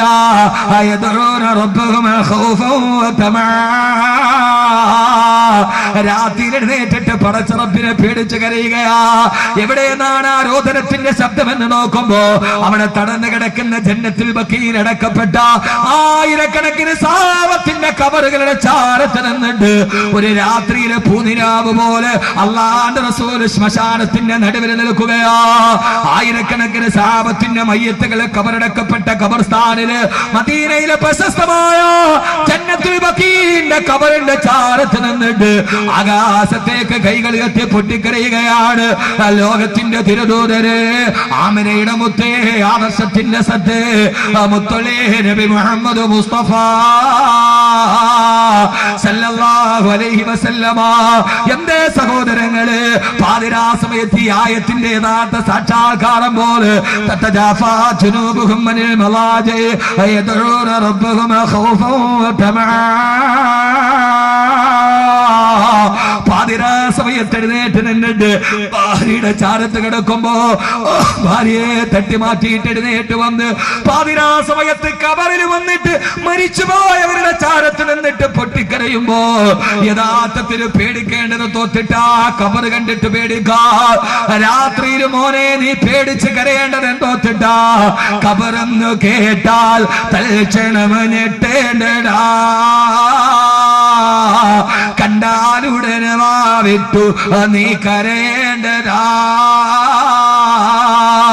മെടക്കു പകരം മാളമാ സുബ്ഹാന റബ്ബിയതിൽ കിടക്കേണ്ടതാ അനസുമാന. ഞാൻ ഈ രാത്രിയെ പറഞ്ഞ വിഷയത്തിന്റെ അവസാന ഭാഗത്തിൽ ഒരു വിഷയം കൂടി പറയുന്നതിന് തൊട്ട് മുമ്പ് പൊന്നുമോളെ കരയണം കരയണം കരയണം. അതേ തോത്തിട്ടാ രാത്രിയിൽ കിടക്കുമ്പോ ഓർക്കണം, റബ്ബേ ഞാൻ മരിച്ചിട്ട് എന്നെ കബറടക്കുന്ന ആദ്യത്തെ രാത്രി, എന്റെ കബർസ്ഥാനിലെ ആദ്യ രാത്രി, ഞാൻ മരിക്കുന്ന ദിവസം എന്നെ മണ്ണിട്ട് മൂടുന്ന ആദ്യ രാത്രി, ആദ്യ രാത്രി ഓത്തിട്ട് ഈ ഭൂമിയിലെ ഒരു രാത്രിയിൽ കരയാൻ കഴിഞ്ഞാൽ യഥാർത്ഥ മുത്തഖിയാരെന്നറിയോ, യഥാർത്ഥ മുഅ്മിനാരെന്നറിയോ? അതുകൊണ്ടല്ലേ മണവാട്ടിയിൽ മണവാളൻ ഇരിക്കുകയാണ് മണിയറയിൽ. മണവാളൻ ഇരിക്കുകയാണ് മണിയറയിൽ. അവന്റെ ജീവിതത്തിന്റെ ഏറ്റവും വലിയ ആഗ്രഹത്തിന്റെ അനിർവചനീയമായ ഒരു പുരുഷന്റെ ആദ്യരാത്രി, ഒരു പെണ്ണിന്റെ ആദ്യരാത്രി, ആദ്യരാത്രിയുടെ മണിയറ കെട്ടിയ ആഗ്രഹത്തിന്റെ അനിർവചനീയമായ അത്യുന്നതമായ ആഗ്രഹത്തിന്റെ അനിർവചനീയമായ അനുഭൂതികൾ ആദ്യരാത്രിയിൽ ആവാഹിച്ചെടുക്കാൻ ആഗ്രഹത്തോടെ കാത്തിരിക്കുന്ന മണിയറ. ആ മണിയറയിൽ ഭർത്താവ് കാത്തിരിക്കുമ്പോ കാണുന്നില്ല മണവാട്ടി പെണ്ണിനെ. മണവാട്ടി എവിടെ? മണവാട്ടി എവിടെ? ആദ്യരാത്രിയുടെ പൂമണം തൂകേണ്ടവളെവിടെ? പട്ടുമത്തയിൽ തലതായ്ക്കാനിടമില്ലെങ്കിലും ഈത്തപ്പന മരത്തിന്റെ ഓലയിൽ കിടക്കേണ്ട പട്ടമഹിഷി എവിടെ? എന്റെ മണവാട്ടി എവിടെയെന്നറിയാതെ കാത്തു കാത്തു കിട്ടിയ കൈവല്യം പോലെ കാത്തു കിട്ടിയ പെണ്ണിനെ കാത്തിരിക്കുന്ന മണവാളന് അവസാനം മണവാട്ടിയെ കാണാറ് എവിടെയെന്നറിയാറ് കല്യാണത്തിന് ആദ്യരാത്രിയിൽ പോകുമ്പോ ആ സമയത്ത് രാത്രിയിൽ തന്റെ പ്രിയപ്പെട്ട വള്ളിക്കുടിലിന്റെ താഴ്ഭാഗത്ത് ഒരു ഈത്തപ്പന മരത്തിന്റെ മുസല്ല വിരിച്ചിട്ട് പൊട്ടിക്കരയുകയാണ് മണവാട്ടി. മണവാട്ടി ആദ്യരാത്രിയിൽ കരയുകയാണ്. നിങ്ങൾക്കറിയുമോ എന്നെനിക്കറിയില്ല. ആദ്യരാത്രിയിൽ മണിയറയിൽ മണവാട്ടി കടന്ന് പൊട്ടിക്കരയുമ്പോ ഓടി ചെന്നിട്ട് ചോദിച്ചു, ലോകത്തിന്റെ ഏറ്റവും വലിയ ധീരനായ മനുഷ്യൻ. കരയുന്ന മണവാട്ടി ബീവി ഫാത്തിമ റളിയല്ലാഹു അൻഹാ. പെശവാറിനെ അടിച്ചു തളിക്കാർക്കും ലാഹോറിനെ അടുക്കളക്കാരിക്കും ഒരേപോലെ പ്രിയങ്കരിയേ ഫാത്തിമ, ലലനാമണിയേ ഫാത്തിമ റളിയല്ലാഹു അൻഹാ. അവര് കിടന്ന് പൊട്ടിക്കരയുമ്പോ അലി റളിയല്ലാഹു തആല അൻഹുവിന്റെ ചോദ്യം മുടങ്ങി, ഫാത്തിമ എന്തിനാണ് കരയുന്നത്? ഫാത്തിമ, നിന്റെ പ്രിയപ്പെട്ട ഭർത്താവ് വലിയ ഉക്കാല ചന്തയിലെ പുല്ല് കച്ചവടക്കാരനായി പോയതുകൊണ്ടോ ഒരു പാവപ്പെട്ടവൻ നിന്റെ മണിയറയിലേക്ക് വന്നതുകൊണ്ടോ? ആ സമയത്ത് മണവാട്ടിയുടെ മറുപടി വന്നു, അല്ല അലിയേ, ഞാൻ കരയുന്നത് അതുകൊണ്ടല്ല. ഞാൻ കരയുന്നത് ഇന്ന് ഞാൻ ഇവിടെ കണ്ണുനീരൊഴിക്കുമ്പോ എന്തേ ഫാത്തിമ കരയുന്നതെന്ന് ചോദിക്കാൻ നിങ്ങൾ എന്റെ ചാരത്തിന്റെ. നാളെ ഫാത്തിമ മരിക്കില്ലേ? ഇതും ഒരു രാത്രി, ഇത് വേറൊരു രാത്രി, ഇത് മണിയറയുടെ ആദ്യരാത്രി, ഖുർആനിലെ രാത്രിയോടൊപ്പം മറ്റൊരു രാത്രി, ഇതൊരു മണവാളന്റെ മണവാട്ടിയുടെ മറ്റൊരു രാത്രി. ഈ ഫാത്തിമ മരിക്കില്ലേ? എല്ലാവരും കൊണ്ടുപോയി 6 അടി മണ്ണിലേക്ക് അടക്കി മണ്ണിട്ടിട്ട് എല്ലാവരും തിരിച്ചു പോകില്ലേ? ആ സമയത്ത് എല്ലാവരും മണ്ണിട്ട് തിരിച്ചു പോകുന്ന ഫാത്തിമയുടെ ഖബറിലെ ആദ്യ രാത്രിയിൽ മുൻകരൻ നക്കീറുമെന്ന് ഫാത്തിമയോട് ചോദ്യം ചോദിക്കുമ്പോ ആ സമയത്ത് ഫാത്തിമ ഖബറിൽ നിന്ന് പൊട്ടിക്കരഞ്ഞാൽ ആ സമയത്തിന്റെ കണ്ണുനീര് തുടക്കാൻ അലിയെ നിങ്ങൾ അവിടെ ഉണ്ടാകില്ലല്ലോ. എന്റെ ഖബറിന്റെ രാത്രി ഒത്തിട്ടാണ് ഞാൻ കരയുന്നതെന്ന് പൊട്ടിക്കരഞ്ഞപ്പോ ആ സമയത്ത് കണ്ണുനീര് തൂകിപ്പോയി അലിയെ. ആരാലി റളിയല്ലാഹു അൻഹു ഖൈബറിന്റെ കൊട്ടാരത്തിന്റെ കോട്ടവാതിൽ ഒറ്റക്കൈ കൊണ്ട് പിടിച്ചെടുത്ത ധീരോദാത്തനായ മനുഷ്യൻ ഖബറിന്റെ ആദ്യ രാത്രിയെ കുറിച്ച് കേട്ടപ്പോ പൊട്ടിക്കരഞ്ഞു പോയി ഫാത്തിമ. നാളെ അലിയും മരിക്കും, ആദ്യ രാത്രി ഖബറിലും വരും, മലക്കുകൾ വരും. ഞാൻ കരഞ്ഞാൽ നീയുമില്ല. നിന്റെ മുസല്ലയുടെ ഭാഗത്തോട്ടൊന്ന് ഒതുങ്ങി നിൽക്കും ഫാത്തിമ. അന്ന് ആ മുസല്ലയുടെ ഭാഗത്തോട്ട് വിവാഹത്തിന്റെ ആദ്യ രാത്രിയിൽ ഭാര്യയും ഭർത്താവും ആ മുസല്ലയുടെ ചാരത്ത് നിന്നു. കവി പറയുകയാണ് തറകാ ഫിറാസഹുമാ വകാമാ ഫിദ്ദുജാ യതലദ്ദാനി ബിതാഅത്തിർ റഹ്മാനി. തറകാ ഫിറാസഹുമാ, മണിയറയുടെ പ്രഥമരാത്രിയിൽ അവരവരുടെ മണിയറയുടെ സൗഖ്യങ്ങൾ ഉപേക്ഷിച്ചു. വകാമാ ഫിദ്ദുജാ, ആ രാത്രിയിൽ അവർ എഴുന്നേറ്റ് നിന്നു. ഇങ്ങനെ ഒരു രാത്രിയാണ് നമുക്ക് വേണ്ടത്. ആ രാത്രിയിൽ അവർ എഴുന്നേറ്റ് നിന്നു. എന്തിനു വേണ്ടി എന്നറിയോ?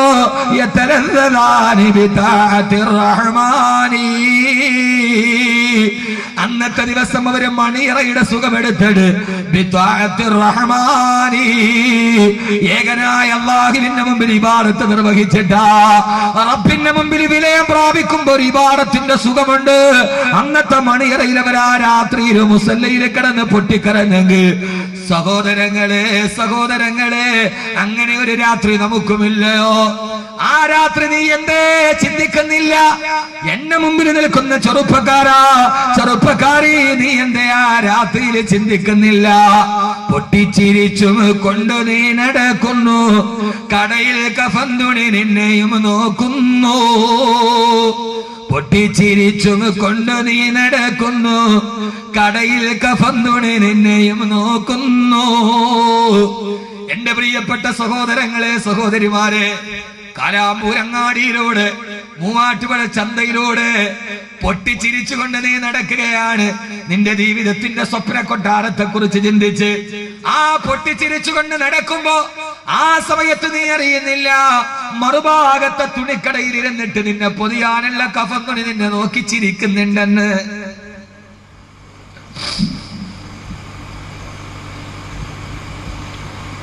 നെഞ്ചും വിരിച്ചു പൊട്ടിക്കിരിച്ചുകൊണ്ട് നീ നടന്നു പോകുമ്പോ പെങ്ങളെ നീ അറിയുന്നില്ല, തൊട്ടടുത്തുള്ള തുണിക്കടയിൽ കഫൻ തുണി നിന്നെയും നോക്കുന്നു, നോക്കി ചിരിക്കുന്നത് നീ അറിയുന്നില്ല. മോനെ, നീ ഒന്നും അറിയാതെ ആടിക്കളിച്ച് നടക്കുകയാണ്. ആടിക്കളിക്കുന്നാടുമെന്തറിയുന്നു, ആടിക്കളിക്കുന്നാടുമെന്തറിയുന്നു. അറുക്കാൻ വേണ്ടി കുച്ചിയിൽ കെട്ടിയിട്ടപ്പെട്ട ആട്ടിൻകുട്ടി ഒന്നും അറിയാതെ കുച്ചിയിൽ കിടന്ന് ആടിക്കളിക്കുകയാണ്. ആട്ടിൻകുട്ടിക്കറിയില്ല തന്നെ അറുക്കാനുള്ള കത്തി മറുഭാഗത്ത് മൂർച്ച കൂട്ടുന്നുണ്ടെന്ന്. ആടിക്കളിക്കുന്ന ആട്ടിൻകുട്ടിക്കറിയില്ല തന്നെ അറുക്കാനുള്ള കത്തിക്ക് മൂർച്ച മറുഭാഗത്ത് കൂട്ടുന്നുണ്ടെന്ന്. ഇതുപോലൊരാടാണ് ഹബീബേ അന്ത, മുരടിച്ചു പോയി നിനക്കുള്ള മുഴുവന് ചിന്ത. ഇതുപോലൊരാടാണ് ഹബീബേ അന്ത, മുരടിച്ചു പോയി നിനക്കുള്ള മുഴുവന് ചിന്ത. നീ ഇങ്ങനെ ഒരാട്ടുകുട്ടിയാണ്, നീ ഇങ്ങനെ പകലിലോടി നടന്നും പാതിരാത്രിയിൽ കിടന്നുറങ്ങിയും നീ ഇങ്ങനെ നടക്കുകയാണ്. നീ ഒരാട്ടുകുട്ടിയുടെ വിവരം പോലും നിനക്കില്ലല്ലോ മനുഷ്യ. നാളെ ഇവിടെ നിന്ന് പോകേണ്ടവനല്ലേ, 6 അടി മണ്ണിലേക്ക് ഇറങ്ങേണ്ടവനല്ലേ. കബറിന്റെ ആഴം സ്നേഹിതാ നീ നോക്ക്, അതിൽ നിന്നെ മെല്ലെ ഇറക്കലും ഒന്നോർക്ക്. ഞാനിനി എന്റെ സഹോദരങ്ങളോട് ഓർമ്മിപ്പിക്കുകയാണ്, 1/2 മണിക്കൂർ കൊണ്ട് പ്രസംഗിച്ച് അവസാനിപ്പിച്ചിട്ട് പോണമെന്ന് തീർച്ചയാക്കി കയറിയിട്ടും അള്ളാഹു ഈ സദസ്സിന് എന്തൊക്കെയോ ഒരു അനുഗ്രഹങ്ങൾ അവൻ വാരിക്കോരി തന്നിരിക്കാം. പതിവില്ലാത്തതുപോലെ ഒന്ന് പറയാനും ചിരിക്കാനും അറിയാനും അടുക്കാനും അനുഭവിക്കാനും അവസരം നൽകിയവനെ തമ്പുരാനെ. സഹോദരങ്ങളെ, നമ്മൾ ഒന്നിച്ച് നടന്നവർ, ഒന്നിച്ച് കടന്നവർ. കാലാമ്പൂര് ഞാൻ വരുന്നത് ആദ്യമായിട്ടല്ല. എന്റെ ചെറുപ്പകാലഘട്ടം മുതലേ ഞാൻ ഏറ്റവും അടുത്ത നാടാണ് കാലാമ്പൂർ അടക്കമുള്ള അഞ്ചൽപ്പെട്ടി അടക്കമുള്ള സ്ഥലം. എന്റെ കൂടെ പഠിച്ച എന്റെ സഹപാഠികളുണ്ട്. ബാക്കി യാത്ര എന്റെ കൂടെ പഠിച്ച അലി അക്ബർ വാക്കവിയുടെ വീട്ടിൽ എത്രയോ പ്രാവശ്യം ഞാൻ വന്നിട്ടുണ്ട്. എത്രയോ നാളുകളായിട്ട് എന്നെ ചെറുപ്പത്തിൽ എനിക്കറിയാവുന്നവർ. ഞാൻ മൂവാറ്റുപുഴ പേട്ട ജുമാ മസ്ജിദിലെ ഹിഫ്ളിന് നിൽക്കുമ്പോ തന്നെ എനിക്കറിയാവുന്ന സഹോദരനാണ് ഇതിന്റെ സംഘാടകൻ ഷെരീഫ് ഹാജി. ചെറുപ്പകാലത്തിലെ ഉള്ള ഒരു ബന്ധത്തിന്റെ ഏതോ ഒരു പൂർത്തീകരണം പോലെ കൊടുത്ത ഒരു സദസ്സാണിത്. സഹോദരങ്ങളെ, ജീവിതത്തിന്റെ നാൽക്കവലയിൽ എങ്ങനെയൊക്കെ ഒരുമിച്ച് കൂടി ചേർന്ന് പിരിഞ്ഞ് ചിരിച്ചും കളിച്ചും രസിച്ചും ഹരിച്ചും മതിച്ചും ഇങ്ങനെ ജീവിച്ച ഞങ്ങൾ ഒരു ദിവസം നമ്മൾ ഇവിടെ നിന്ന് വിട പറഞ്ഞു പോകും. നമ്മൾ ഒരാളുടെ മയ്യത്ത് തോളിലേറ്റ് മറ്റൊരാൾ നടന്നു പോകും.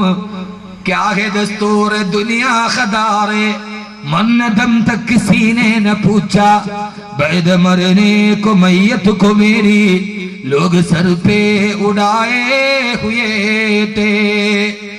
എനിക്കറിയില്ല, ഇതേവരെ എന്നെ തിരിഞ്ഞു നോക്കാത്തവര് പോലും ഇന്ന് എന്നെ തോളിലേറ്റ് നടക്കുകയാണ്.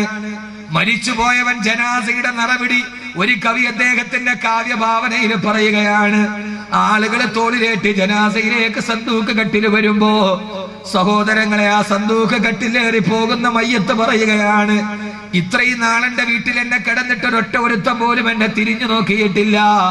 പക്ഷേ മരനേക്കോ മയ്യത്തുക്കോ മേരി ലോക സ്വറുപ്പേ ഉടായേ ഹുയേ തേ. എനിക്കറിയില്ല, ഞാൻ മരിച്ചതിന് ശേഷം എല്ലാവരും എന്നെ തോളിലേറ്റ് നടക്കുകയാണ്. 6 അടി മണ്ണിലേക്ക് ഞാൻ പോവുകയാണ്. സഹോദരങ്ങളെ, എന്തൊക്കെ സമ്പാദിച്ചാലും എന്തൊക്കെ ഒരുക്കി കൂട്ടിയാലും പ്രഭാഷണ കലയുടെ സുൽത്താൻ എന്നൊക്കെ പറഞ്ഞാലും ഈ സുൽത്താൻ അല്ലാതാകുന്ന ദിവസമുണ്ട്. പ്രഭാഷണ കലയുടെ സുൽത്താനെ ഞാൻ കണ്ടിട്ടുണ്ട്.